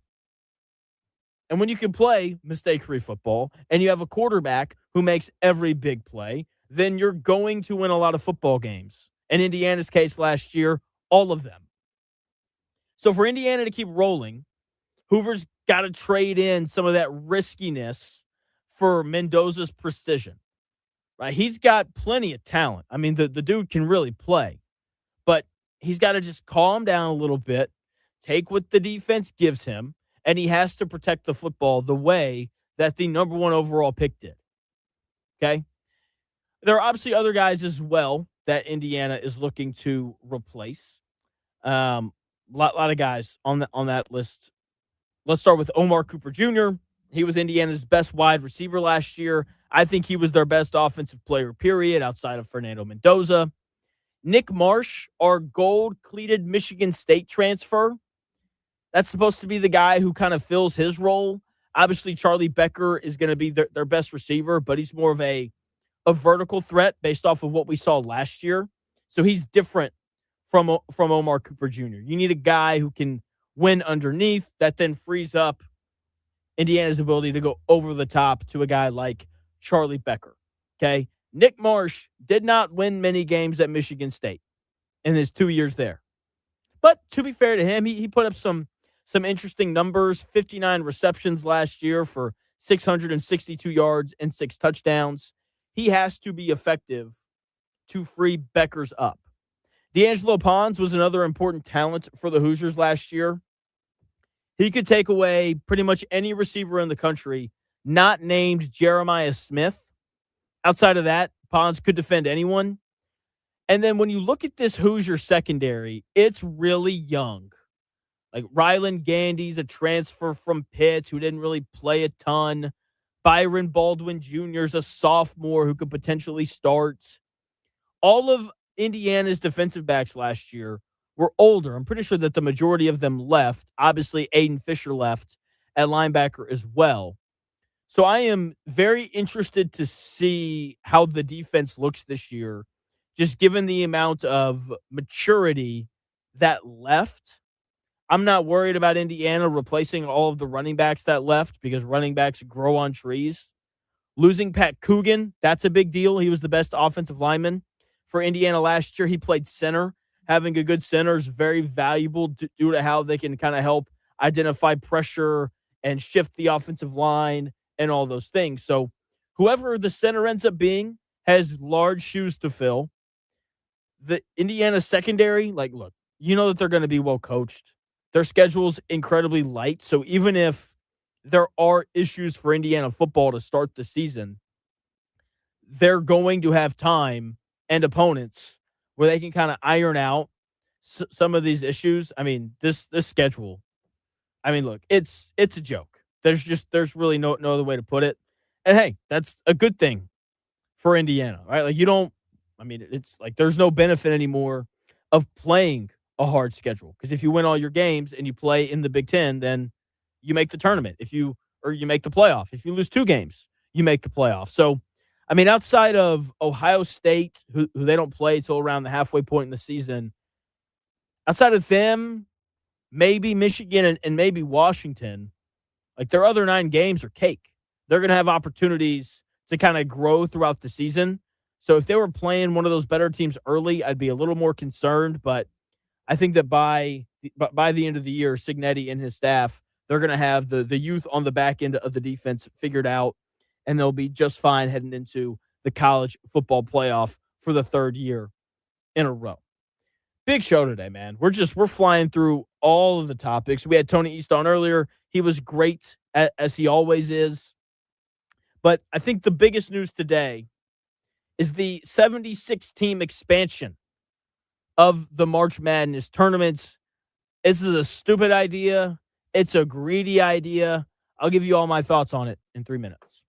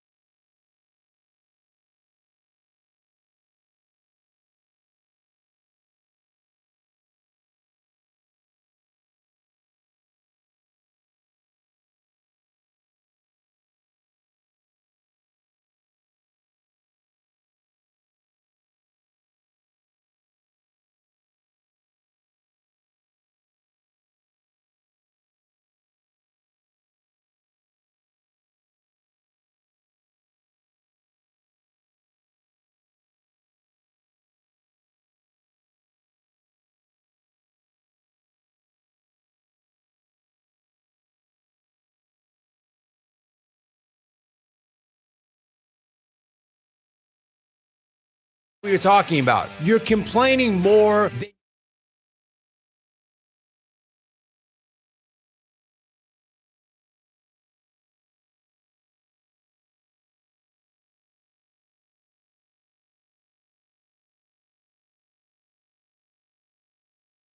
It may, one day, be a must-listen for sports enthusiasts.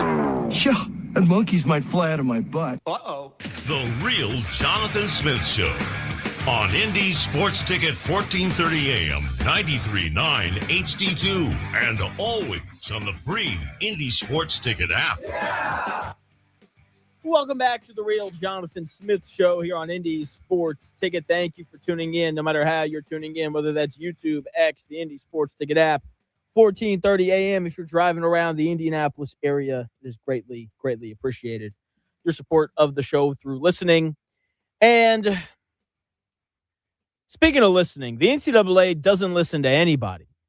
The only sound that they really listen for is that like cha-ching money sound, because that's really all that they care about. They announced yet last night that it looks like they are going to go to a 76-team March Madness tournament. We're going to be playing games well into June, folks. Not really, but it's just ridiculous.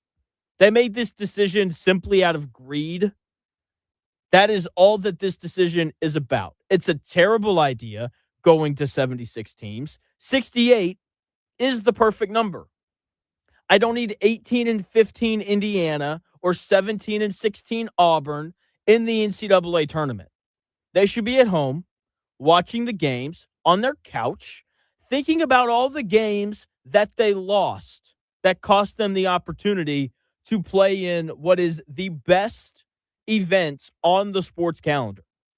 But here's the thing. Sports are no longer about putting the best product out there for people to consume. It is simply about money. The more games you have, the more games you can sell to CBS, and the more money the NCAA can make. Okay, I understand how it works. I know why they're doing it. They're greedy.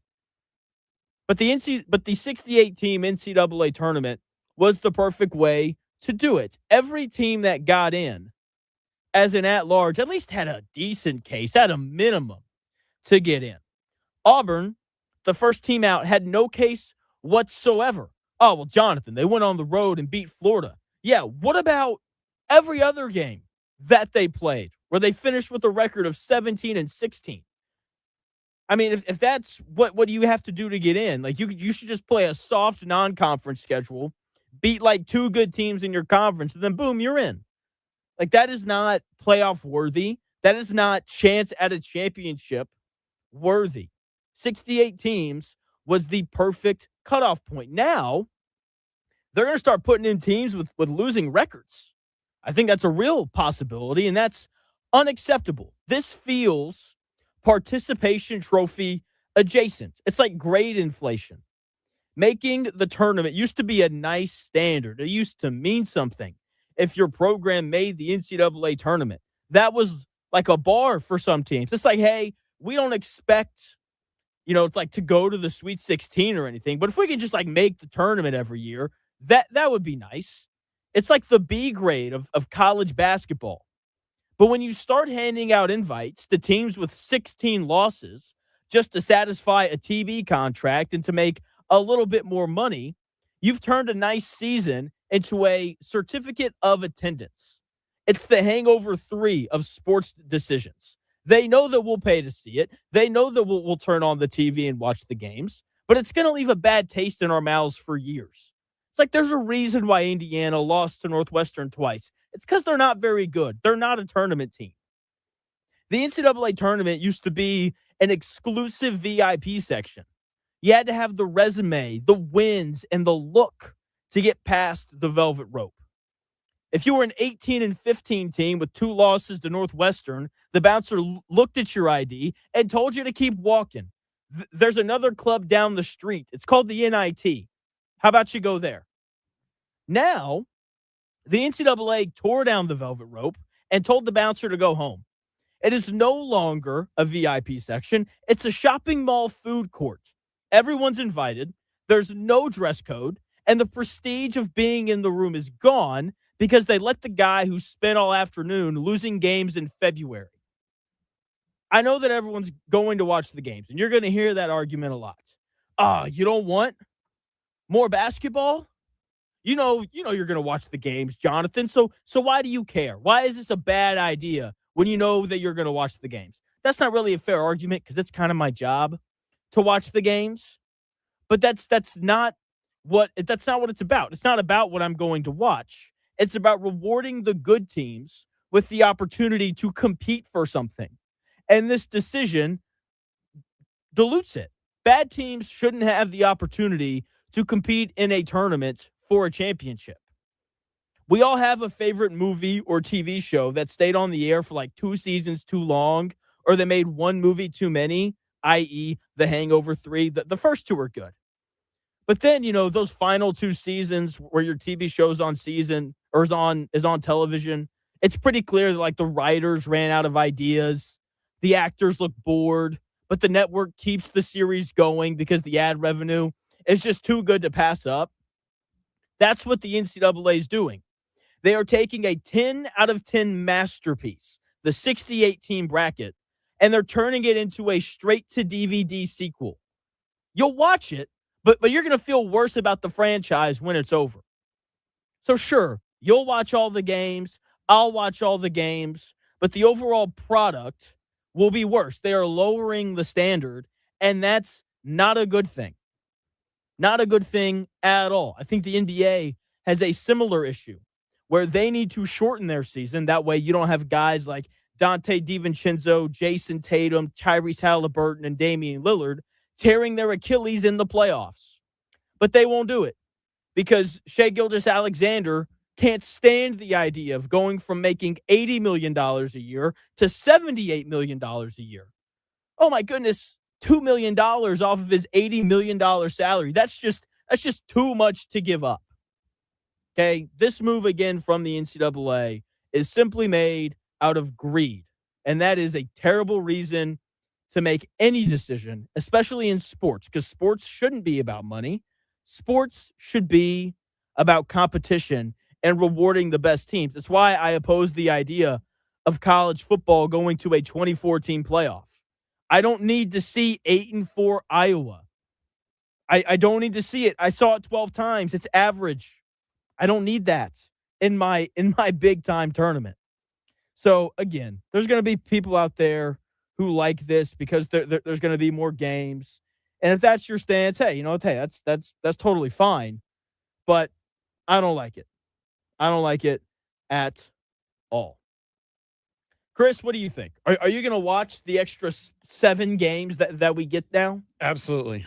110%. I mean, I am too. I do agree with the ridiculousness of it. It's a little unnecessary, but I'm still going to watch it. Yeah, I'm going to watch all of it as well. My question is, I still, like, one of my favorite weekends of the tournament is the first 4. Like, the games in Dayton are always great. Yep. Like, they were really good this year. Are they going to, like, spread those games around? Are they still going to have them all in Dayton? I'm curious how they kind of deal with that, because it's not going to be like not every team, like, you're still playing your way into the 64 teams is kind of what it looks like. But still, like, I don't need that. It's another good question. What if they get to this and they play it out, the first year, maybe even the second year, and they're like, man, this is a really bad idea. Do you think they go back to the original 68 or? They won't. Because again, like, it's about money. It's right. It's like anything else. If you have, 50 games to sell or 100 games to sell, you're going to make more money by selling 100, especially with something like this that already has so much brand recognition. Like, my wife, she likes sports. She loves March Madness. Sure. It is her favorite thing. She looks forward to Purdue losing on the second weekend of the tournament every year. I told her about it last night, and she was legitimately upset. It was really funny. I was like, Amelia, what is happening here? You need to start recording these interactions with the wife. Oh man, it was play them on the air. It was, yeah, like, it was great. I was like, she agrees with me. This is good. It means my take is correct if my wife agrees with me. And so, and it also, I think John Buzzard, really good point here as well. This lessens the regular season. Like, this is just going to turn. This is what I would do. I would turn it into college football scheduling. So, in the current landscape of college football, if you just play nobody, then you're going to make the college football playoff because you're going to go 10-2 in the Big Ten or 10-2 in the SEC. Like, the best thing for Texas last year would have been to not play Ohio State. They should have just played Ohio and beat them by 50, gone 10-2, and made the college football playoff. I think you're going to see the same thing from these college teams now, because right now, like, you need to go outside of your conference and play Arizona or Florida or Purdue to kind of bolster your resume, so that if you lose later to Northwestern or Minnesota or someone like that, you can say, hey, we lost that game, but we also beat Arizona in November at a neutral site. So we're okay. We can still have, a 3 seed or whatever it ends up being. And so now, like, that's not going to matter anymore. Would you rather more teams be in the March Madness or them completely spawning a whole new tournament to add to that to include other teams. You know what I mean? So there's March Madness, NIT, and then tournament number 3. Oh, like a third. That's called the Crown. Oh, right. Yeah, there is one. There's never mind. There's the Crown on Fox every year. That's now, right. I forgot about that. I would put my team in that tournament immediately because the winner gets money towards NIL the following Right. year. Yeah. So I kind of like that. Okay. Look, if I had it my way, Chris, and I don't think many people would agree with this, but that's okay. If it was up to me, they would scrap the 64-team tournament and they would cut it down to 36. Because the less teams you have, the more good teams you have in and the less bad teams there are. And so you get better matchups immediately. Like there are years where, like for example, and people are going to hate me when I say this, but that's okay. If Arkansas had played Wisconsin, that game would have been awesome. Yeah. But Wisconsin had to play High Point. And because it's college basketball and teams are up and down, High Point was also really good. So this is not the best example. Then that Arkansas Wisconsin game would have been so much fun to watch. You could argue the two best backcourts in college basketball, right? So, I mean, it's an interesting thing. I get it. Everyone loves it, but if they're gonna use this opportunity to add in the better mid-major teams, then I'm totally cool with it. But that's not what they're gonna do. Like they would have to change the way that they evaluate teams. I don't see them doing that. So, congrats to Coach DeVries next year on making the tournament as a 20 seed. Good for you, man. It doesn't mean anything now. Everybody gets in. You get a seed, and yeah, you get a seed. It's Oprah. You get a seed. It's Oprah. Seriously, you get a tournament bid. You get a tournament bid. It's just I just think that whenever you're competing for something, then you should earn something at the end. It shouldn't just be handed out to everybody. Again, this feels very participation trophy adjacent, and it's just not for me. I'm a guy that whenever I compete for something and I win and I do better than you, I feel like I should be entitled to something that you're not. I don't know. Maybe I just got that dog in me. It's very possible. That's how it is. Buzzard, what's going on, man? Hey, I'm going to float an idea out there. I don't know if I think it is good or if I think it is not, but there's no more, I think we can agree, there's no more with NIL and money. There's no more real Cinderella anymore. That's gone. Yes. Totally Would agree. they be better to make the regular season more actually matter? Add, but shrink the field at the same time by dividing up the majors, have a major tournament, just like golf does, and have a mid-major tournament. I would like it. I think it would be a lot of fun. The issue is mid-major teams I don't think would want to do that because the payout probably wouldn't be the same. Because even for Howard, who played it in the first 4 this year, they got a fat check for winning that round of 68 game. And so they would have to figure out the money side of things. But I would be all for that. I think that's definitely something that they should do for college football. Yeah. It just at some point, I don't know. You're going to add and you're going to add and you're going to add, and then you're just going to have all of those. I'm going to watch Wake Forest, and I really don't care about Wake Forest. You don't want to watch Miles Colvin miss 8 threes a night? That'd be kind of fun, actually. But I think it's the same thing if you go back to, I had referenced class basketball when we were doing our draft picks for greatest sports moments. It did kind of suck, but when Indiana went to class basketball because you didn't have a chance to play those bigger teams, but it gave people a chance in those games, and it kind of made it fun. You had multiple tournaments going on, so on the final day you have your championship weekend for Indiana basketball, and you have 4 champions. So I don't think it's a terrible idea. I just don't know if you're right with the buy-in and the money. But isn't the money already for your Big Ten contracts and your TV contracts already ginormous anyway? Do they really care? So I don't know. But I say split them to mid-major and major. and be done with it. It's a good thought. I love that idea for college football because, like, look, Miami, Ohio, good luck beating Indiana, right, in college football. But yeah, whereas, like, with basketball, I mean, like, we saw High Point win a game this year. Texas is an 11th yeah, seed, so they're not really a Cinderella. But, like, outside of High Point, like, that was really it. I guess VCU won a game as an 11. But outside of that, I think you're right. Like, the Cinderella thing is not really a thing anymore. yeah. So I wouldn't mind splitting them. I just think that the mid-major teams wouldn't want to do that, and that would kind of be the issue.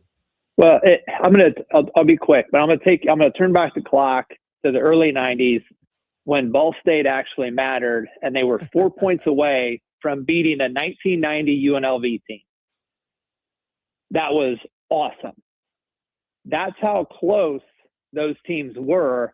They're not that close anymore. Yeah. And we can't imagine and think that they are. They're just not that close. You used to have those tournament games where, like, they were good, and the mid-majors like Miami of Ohio had a chance, but they just don't. They don't. Even though Miami, Ohio did beat SMU. That's about it. That's all they did. All right, Buzzard, I got to run. Bye, man. Thanks for the call, man. 317-228-1430. That is the number if you have thoughts on the NCAA tournament expanding to 76 teams. Call in right now, and we will get to you in the next segment in 3 minutes.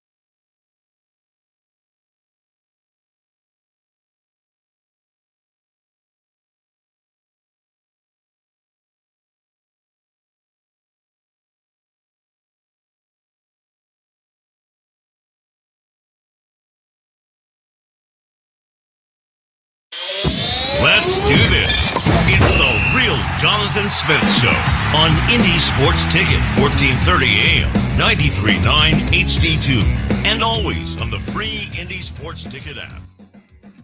Welcome back. Hour number 3 of the Real Jonathan Smith Show getting underway. Thank you for tuning in, no matter how you're tuning in, whether that's YouTube, the Indy Sports Ticket. If you want to head over there and subscribe, maybe you're watching on X _ Jonathan Smith, follow me there and watch the show there. You can also listen on that Indy Sports Ticket app, 1430 AM as well. If you're driving around the Indianapolis area, 317-228-1430. That is the phone number. If you want to call in with thoughts on really anything, we had Buzzard. He called in yesterday. He gave me a restaurant recommendation. I'm always down for a recommendation on restaurants. If you're running the Indy Mini, you've got tips for me, I'll take those as well, because I'm running that on Saturday, and I can't wait to be done with that on Saturday. Not looking forward to it, but that's okay. What else have we talked about today? Brendan Sorley, former Indiana quarterback, probably not going to play football this year. I can't, man, with this gambling stuff. It's such an easy thing to not do. Just delete the apps off your phone. That way you don't have access to it. Am I making it too simple whenever I say that? It's pretty easy to not go sports gamble. Yeah, right? You're right. Okay. It's all about self-control. It's just like whenever you, like as smokers, right? It's all in your head. You can quit anytime. It's mind over matter. Yeah, and if you're an athlete, you should be incredibly disciplined. Should be, right? To get up at 6 a.m. and, go to practice and to lift weights every day and, to do all those things. But for some reason, you don't have the discipline to not gamble when you know that it could very easily ruin your career. He was going to make, I've seen a lot of different numbers, but his NIL valuation is at $6.5 million. He was going to make $6.5 million this year. And he threw it all away because he wanted to bet $2 on whether the next pitch in the Reds game was going to be a ball or a strike. How stupid is that? You know what's even dumber? He bet on 2022 Indiana football to win a game. You're just throwing money away. I mean, seriously. It's insane. Have you seen the LeBron James comments on him and Michael Jordan for the GOAT debate? Man, I love this debate. This is in the history of sports debate, it's my favorite one. I think it very well encapsulates sports talk radio.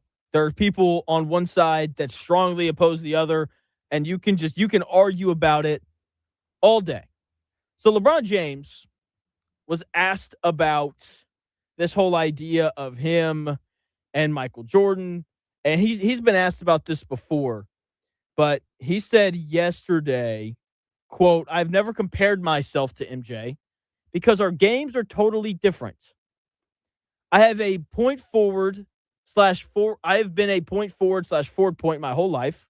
I have always looked for the pass. MJ kind of looked for the shot. Not kind of. He did. He looked for the shot. There are a lot of things where I would say my game is a lot different and a little better than his, but a word I can't say. He was effing great. We're both great. We're both great basketball players." Which he's not wrong, okay? Those are the two greatest basketball players ever, and I'll argue with anybody on that. I don't think that there's any question that, in your 1 and 2 spots, if you don't have Michael Jordan and LeBron James, then you don't know ball, as the as the kids would say, right? But this whole idea of Michael Jordan didn't pass, let's just be honest, this dude averaged 5 assists per game. Sure, he was looking to score, but every great player is looking to score. And I get it. But LeBron James, passes the ball a little bit more often than Michael did. For his career, he's only averaging like two more assists per game.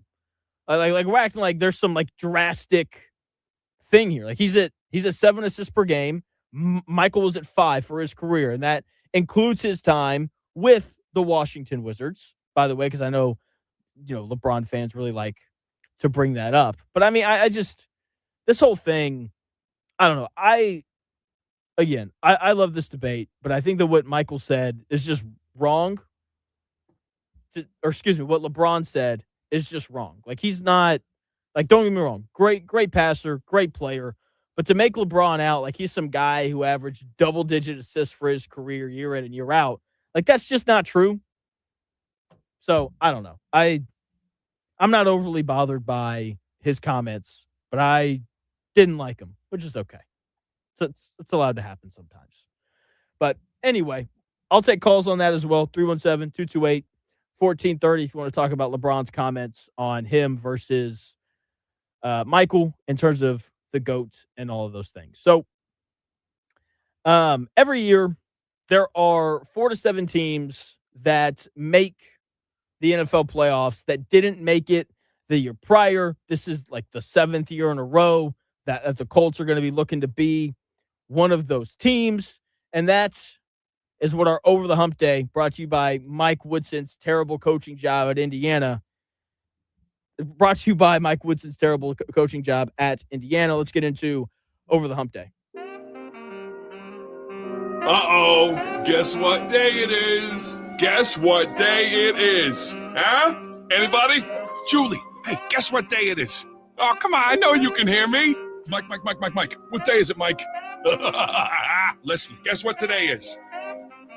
It's Hump Day. Woo-hoo! Hump Day!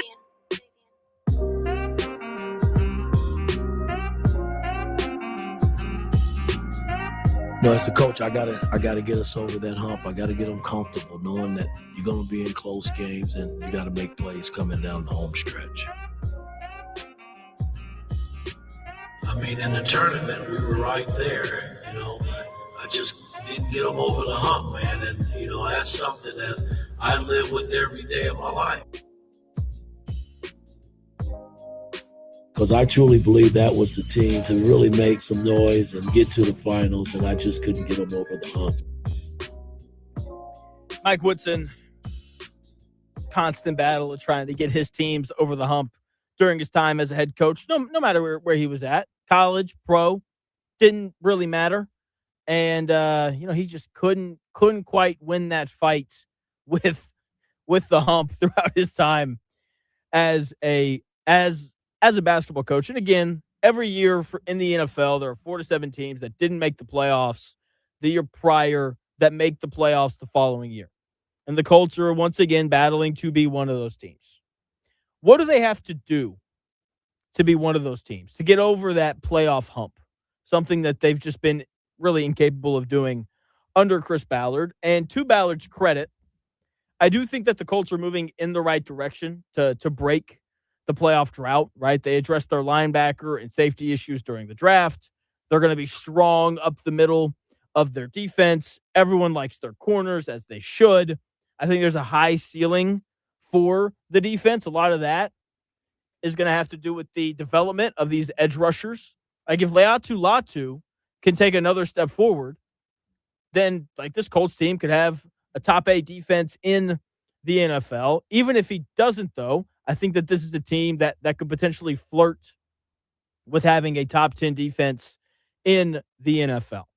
Okay, I think that those are fair expectations for the Colts defense this year, given their coach, given their personnel, especially in the secondary.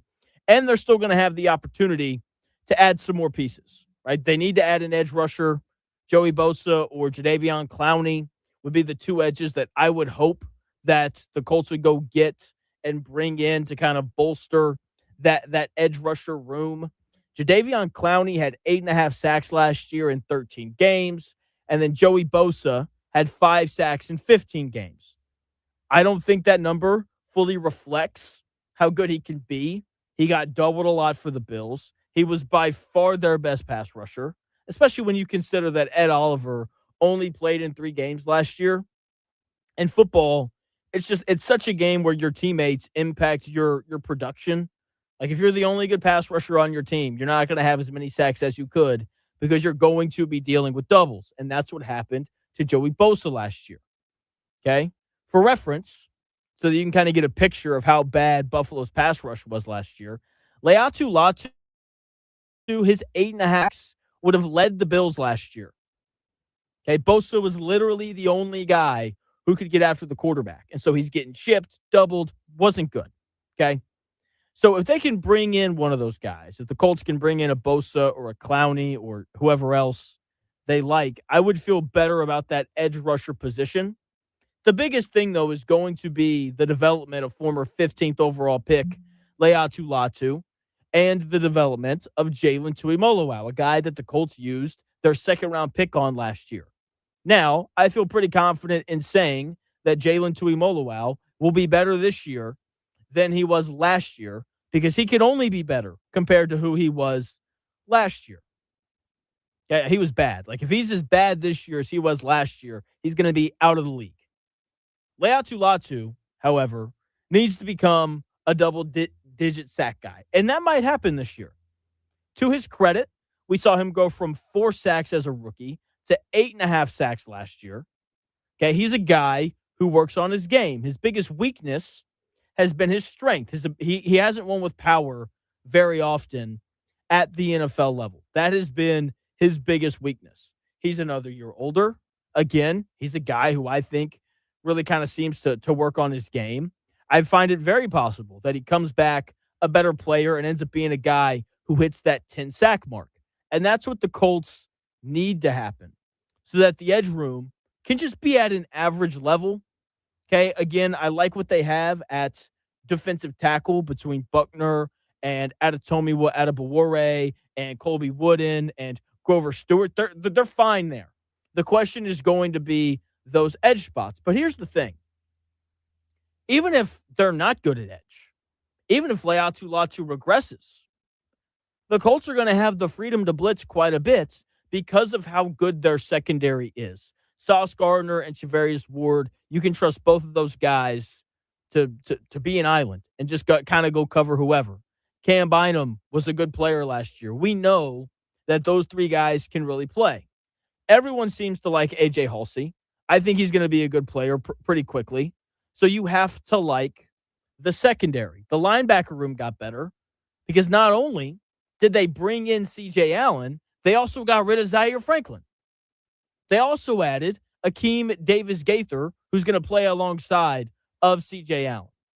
Okay, so the linebackers are going to be better. The secondary is going to be better because it's going to be Sauce Gardner instead of Jonathan Edwards. The only real question mark on this Colts defense is edge, which, again, because of the secondary, they can cover up the issues at edge by blitzing. So I feel good about the defense. I think this is a defense that, again, could flirt with being one of the 10 best in football. I have significantly more questions about the offense. Otter Creek made a point in the YouTube chat yesterday about, like, when is Jonathan Taylor going to decline? Because that's going to happen here at some point. Yeah, like he's going to be 27 this year.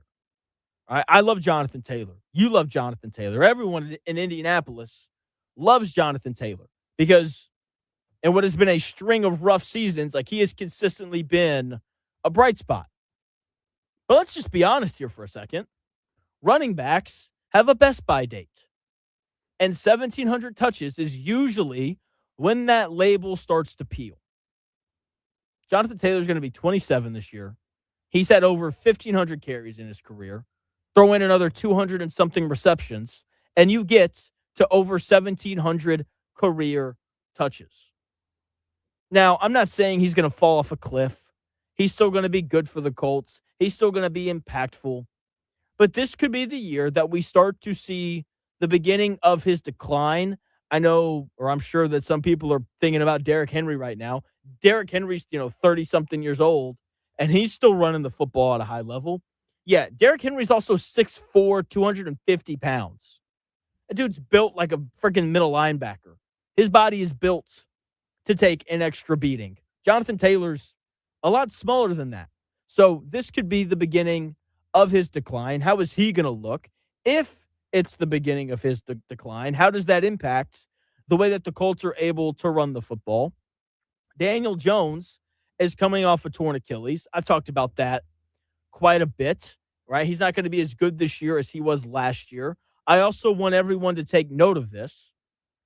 Daniel Jones's first year under Brian Daboll went incredibly well. They go 9-6-1. They go on the road to Minnesota, and they beat Kirk Cousins in a playoff game on the road. Everyone's going crazy. Brian Daboll, what a genius. Daniel Jones is getting his career back on track. And then every year after that, Daniel Jones slowly got worse. Now, I don't think that he's going to drastically drop off in year 2 here in Indianapolis, but with the Achilles injury and that history of a steady decline in New York after they changed head coaches, I wouldn't be surprised at all if he wasn't as good this year as he was last year. They also, the Colts, have Nick Westbrook-Akine starting at wide receiver right now. Not great. Not great at all. But hey, iron sharpens iron. And if he's defended by Travarius Ward and Sauce Gardner every day, maybe he gets better. Competition, all that good stuff. Yeah, no, that has to change. I don't care who it is. It could be Stephon Diggs, Juwan Jennings. They could pull a crackhead off the street corner downtown. That's fine. I'm sure he's really fast. That's the thing. That's the thing with crackheads. All crackheads are blazing fast. What the hell? It's true. They are. That's funny. You ever try to catch a crackhead? I'm just saying. They can move, man. Alec Pierce is going to have to step into a role we've never seen him in before. I think it'll go well. I don't think that the Colts would have handed him all that money plus a higher expectation of what they're going to ask him to do without knowing that he could do it. But again, we haven't seen him do it. And there is a chance that Alec Pierce just ends up becoming a really expensive guy who can only win on balls down the field. Okay? Thank you. I don't think anyone is worried about Josh Downs or Tyler Warren. And you shouldn't be. Like, those two guys, they're rock solid. They're ballers. They're going to be just fine.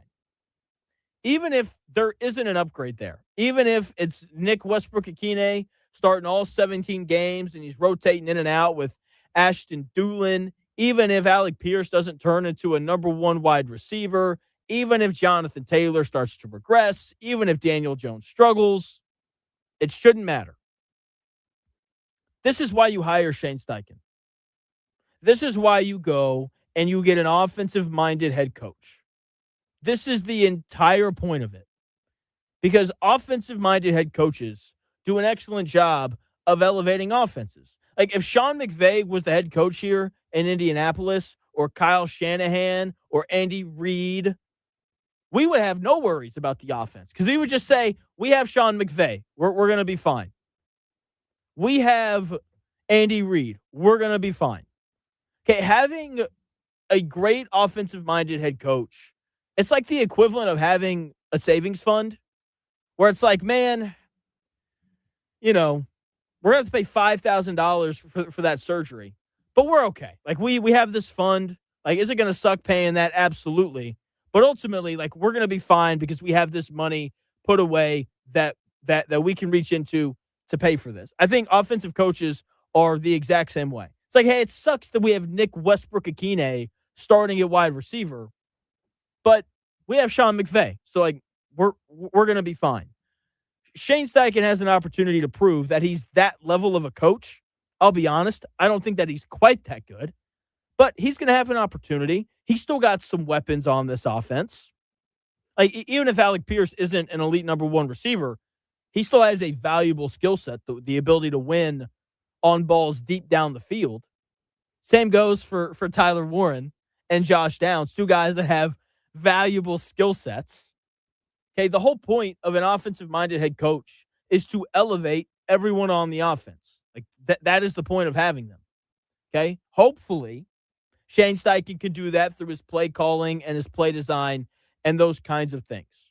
Because I have more questions about the offense this year than I do the defense. I think this Colts defense is going to be more than good enough to get the Colts over the hump and into the playoffs. They are going to have a playoff team level defense. Let's just hope that the offense finds a way to follow suit. So I mentioned at the top that 4 to 7 teams that didn't make the playoffs last year make the playoffs the following year in the NFL.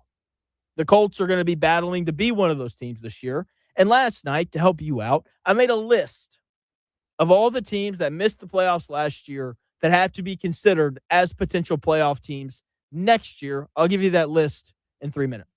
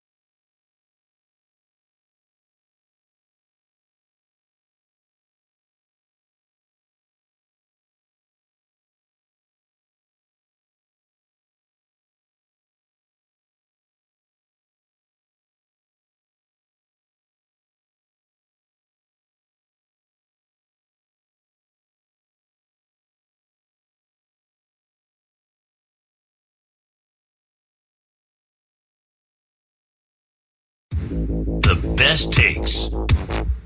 Maybe. The Real Jonathan Smith Show on Indy Sports Ticket 1430 AM, 93.9 HD2, and always on the free Indy Sports Ticket app.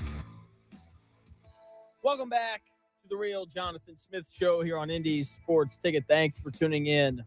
No matter how you're tuning in, whether that's YouTube, X, the Indy Sports Ticket app, or 1430 AM, it is greatly, greatly appreciated as always.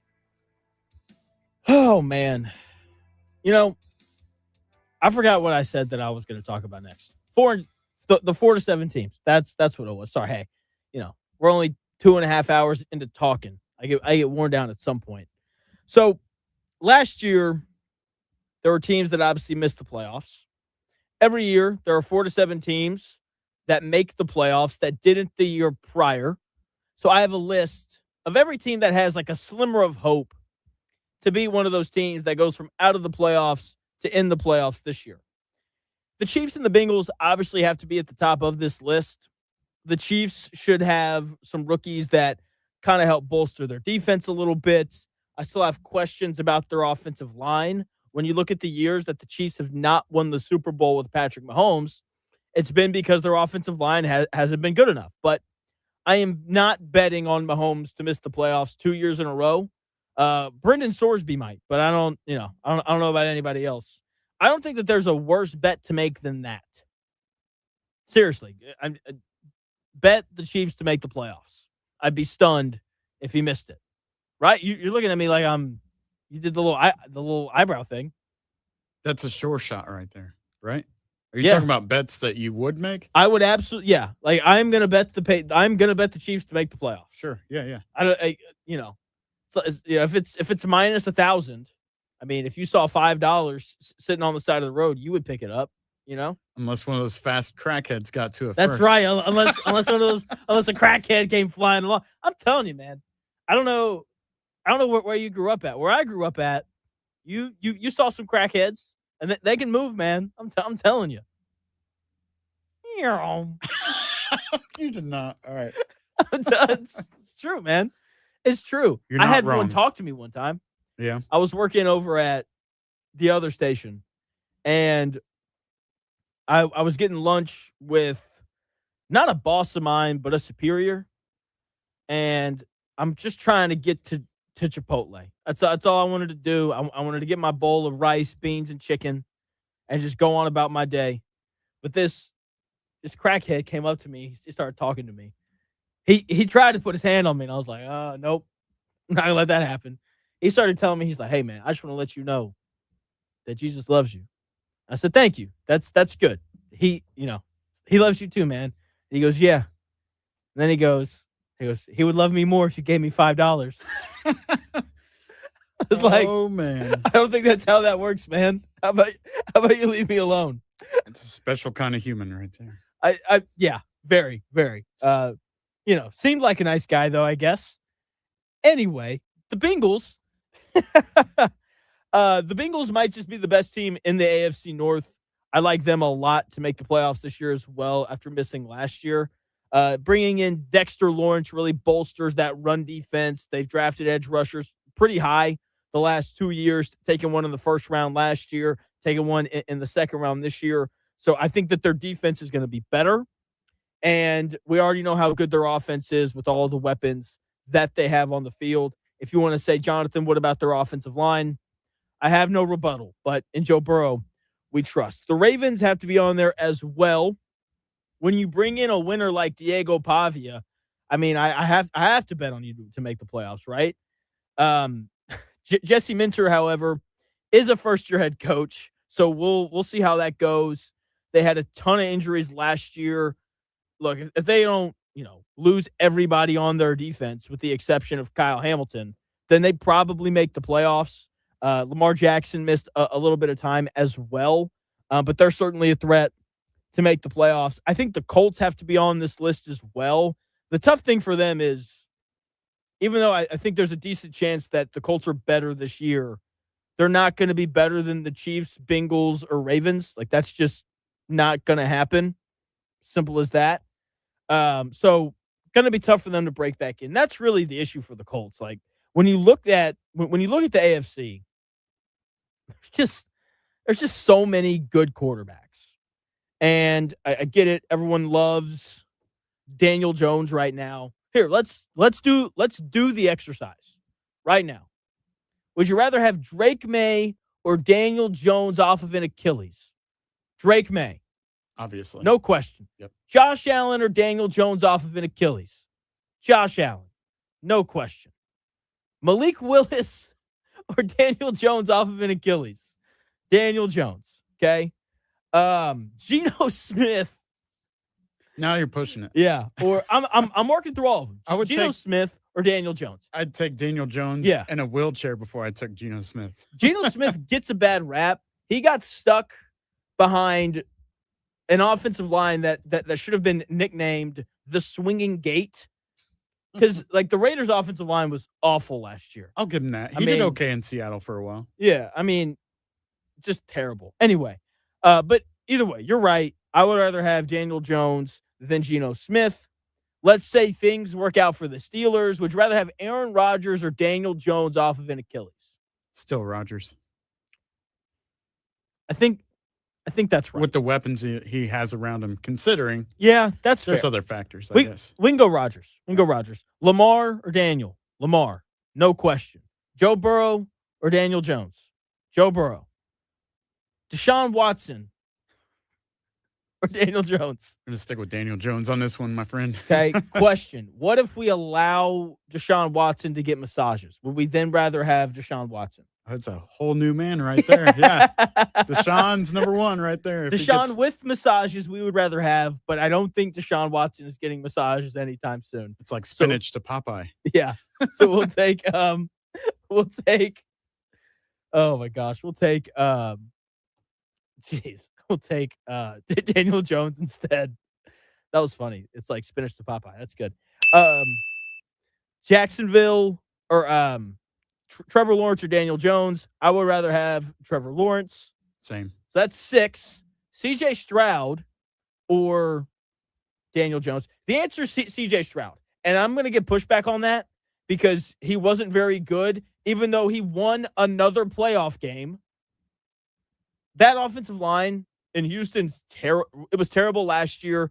They've made a very conscious effort to improve it this year. I think he's going to be a lot better. I mean, how dare I want the guy that went 12-5 and won another playoff game over Daniel Jones? So give me CJ Stroud. That's 7 right there. Would we rather have Cam Ward or Daniel Jones?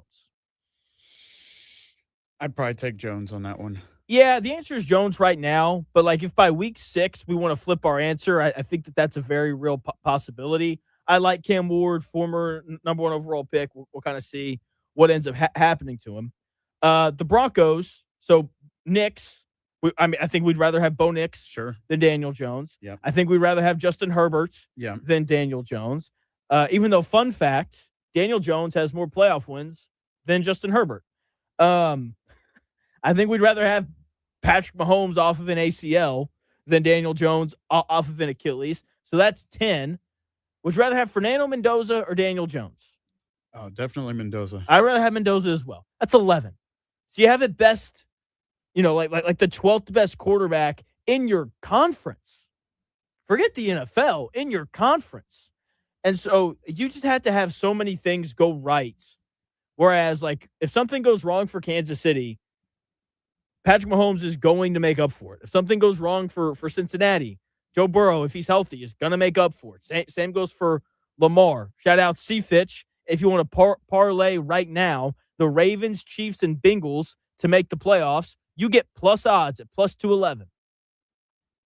I think I'm not a parlay guy, personally. I'm more of like a one at a time kind of person. Parlays. Yeah.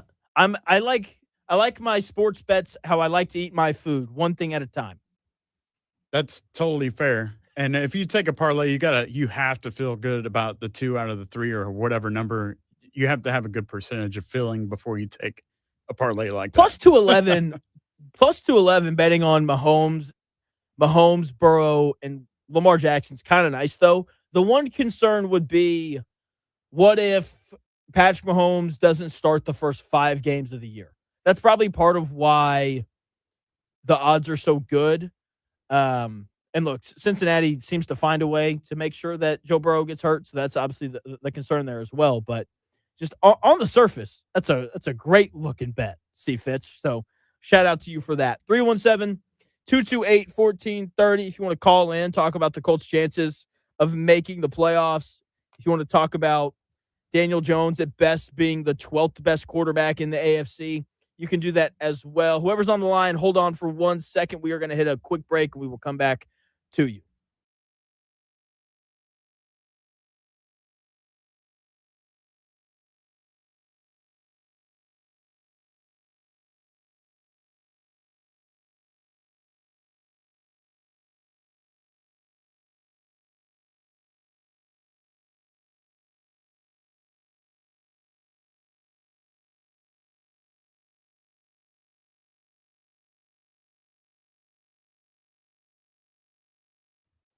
Life can feel overwhelming, and sometimes all your body needs is a quiet moment at a cozy, calming place.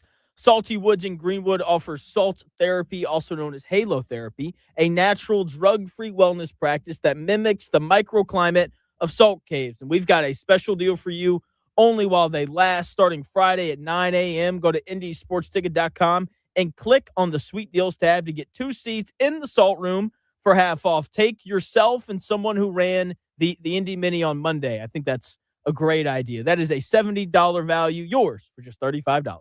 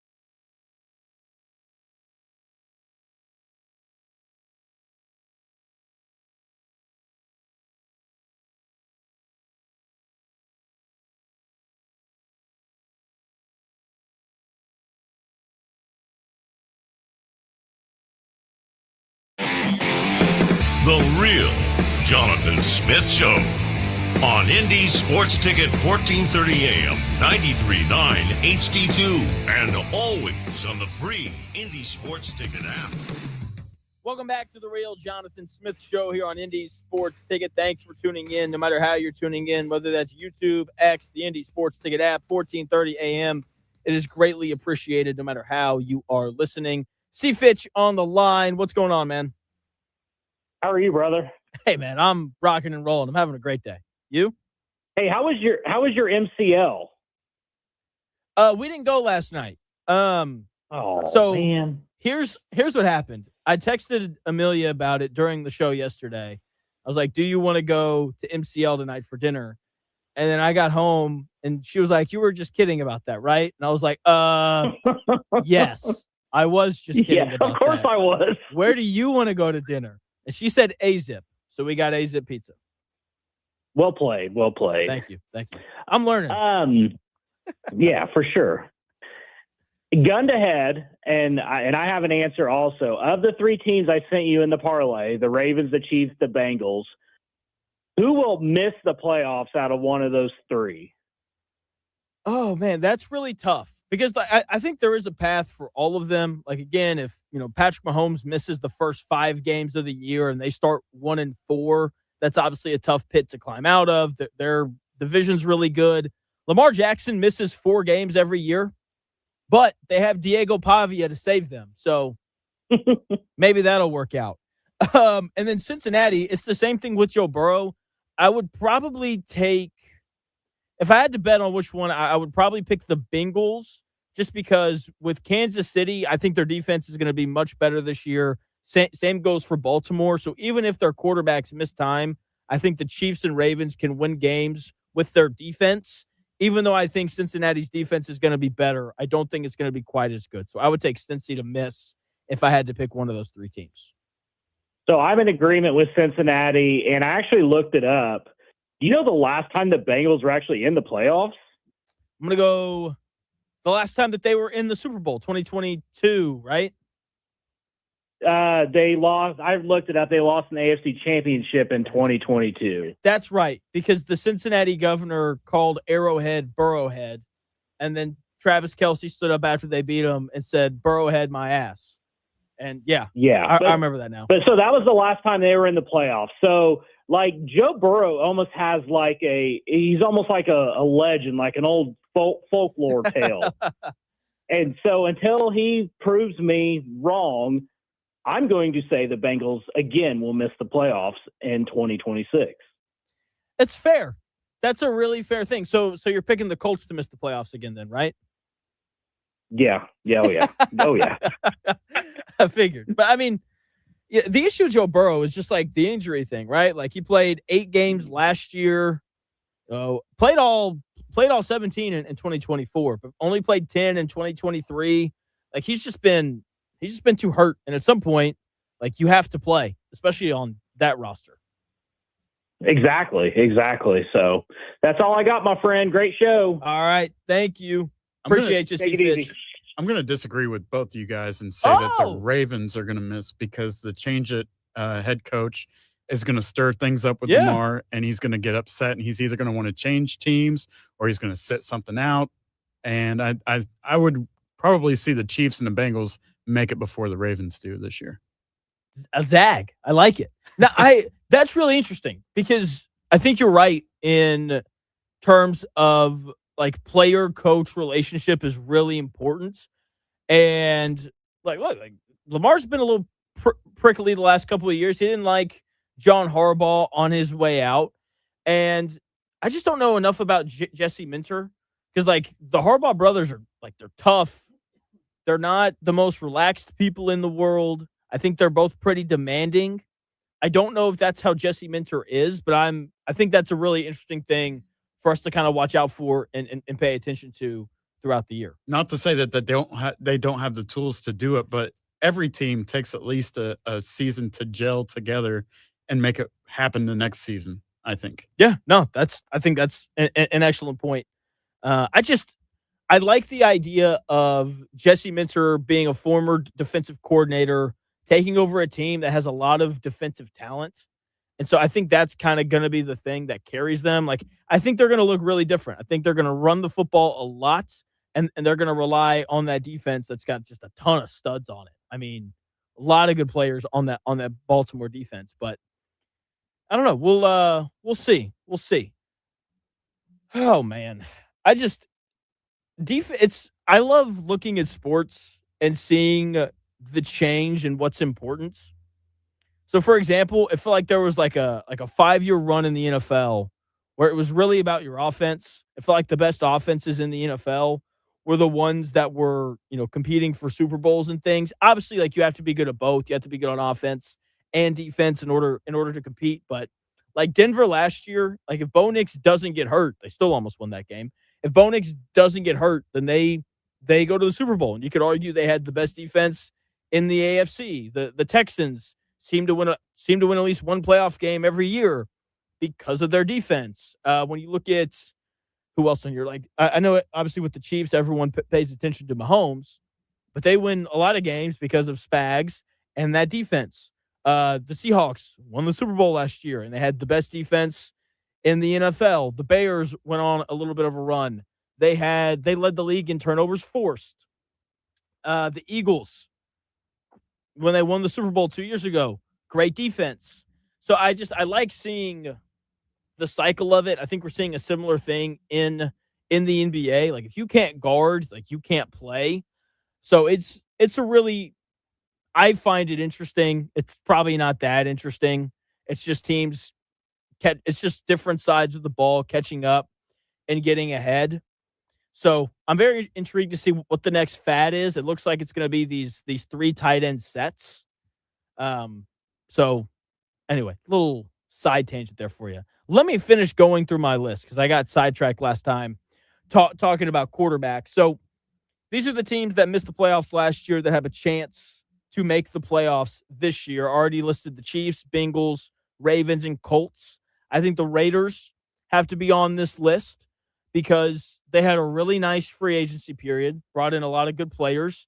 If Clint Kubiak and Fernando Mendoza both hit, then this is a playoff team. The 2 most important positions on any team are quarterback and head coach. And if Mendoza can play and if Kubiak can coach, they have plenty of weapons and they added a lot to their defense during free agency. The Lions have to be on this list, right? They had some issues with their offensive line last year in terms of health. Same goes for their defense. For some reason, their defense can't stay healthy with Dan Campbell hired, right? So you know that they're going to be explosive on offense. You know they're going to be physical. They have to be a threat to make the playoffs in the NFC. I think the Vikings have to be on this list because if Kevin O'Connell corrects the issues that Kyler Murray had, then they could be a viable threat to make the playoffs. They have a really good coaching staff. Buccaneers have to be on this list. They had a nice draft, bringing in Reuben Bain. They battled a ton of injuries last year. They have a good roster. Like they have to be in consideration as well. The Commanders made the NFC Championship 2 years ago.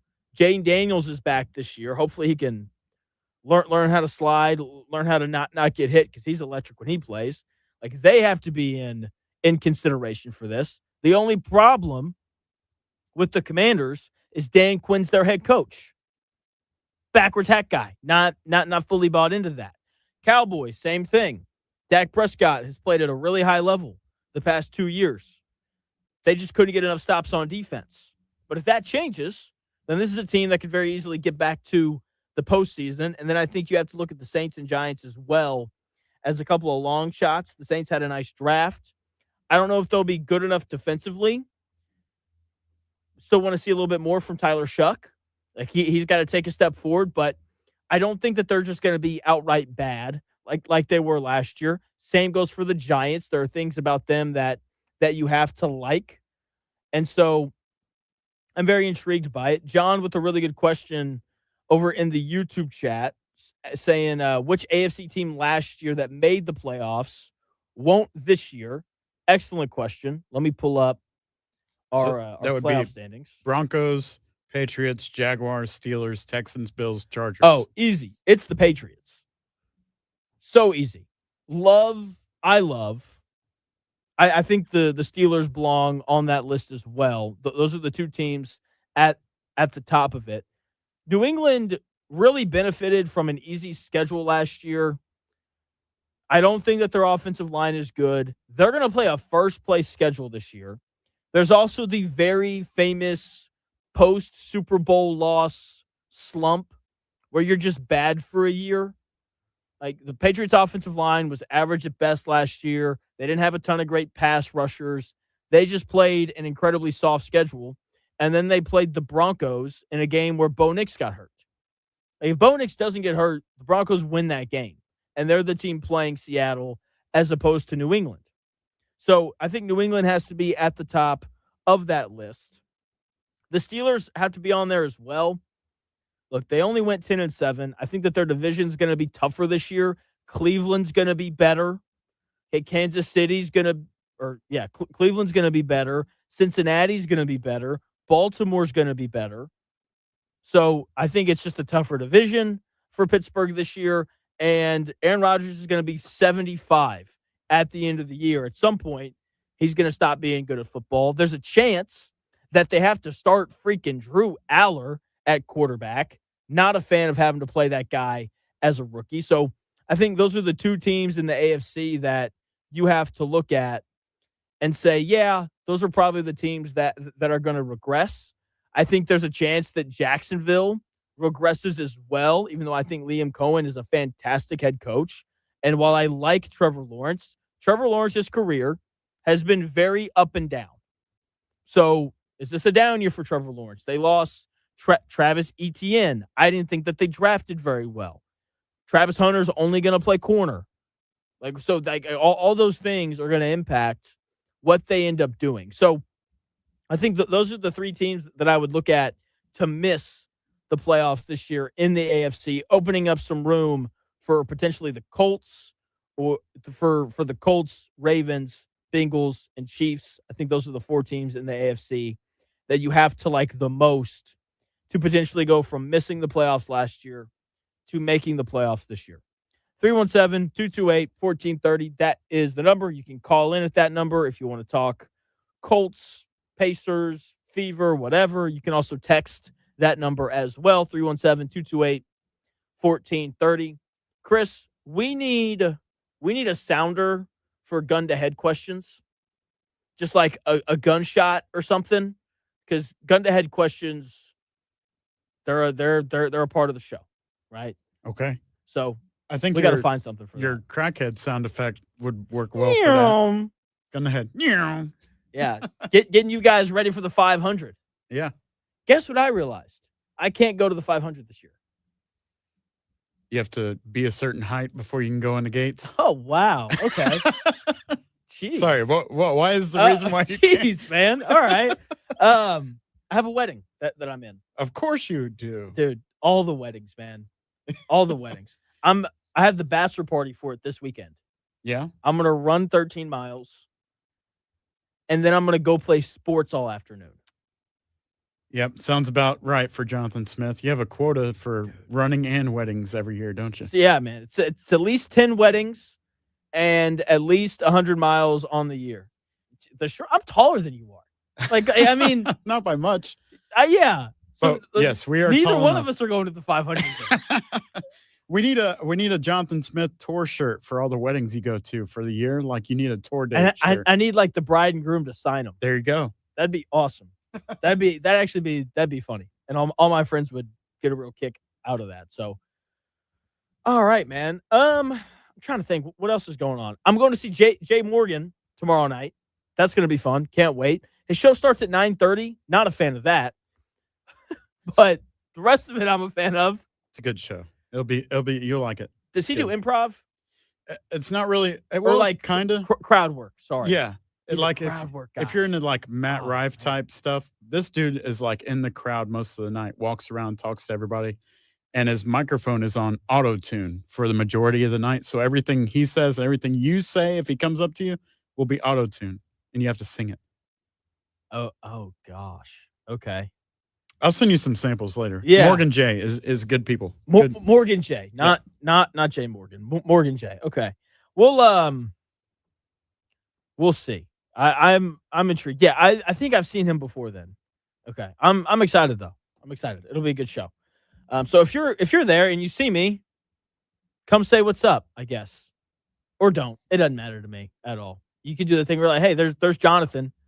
Let's not bother him in public. Let's invite him to our wedding. Yeah, seriously. Hey, Jonathan, I heard that you're a big wedding guy. I heard that you really enjoy free food. And Soldier Boy. And Soldier Boy. Yeah. So yeah, sure. Go ahead. Come if you're there, come invite me to your wedding, I guess. All right. Go.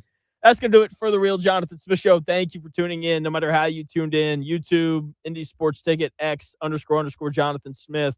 The Indie Sports Ticket app, you can download that wherever you download your apps. And, of course, 14:30 a.m. as well if you're driving around the Indianapolis area. Tomorrow, Destin Adams is set to join us where we will talk more Colts. We'll talk a little bit more about free agency and what all that is going to look like. And I'll come up with other topics and things for us to talk about as well. All of that we will get into tomorrow starting at noon. We will see you then. Bye.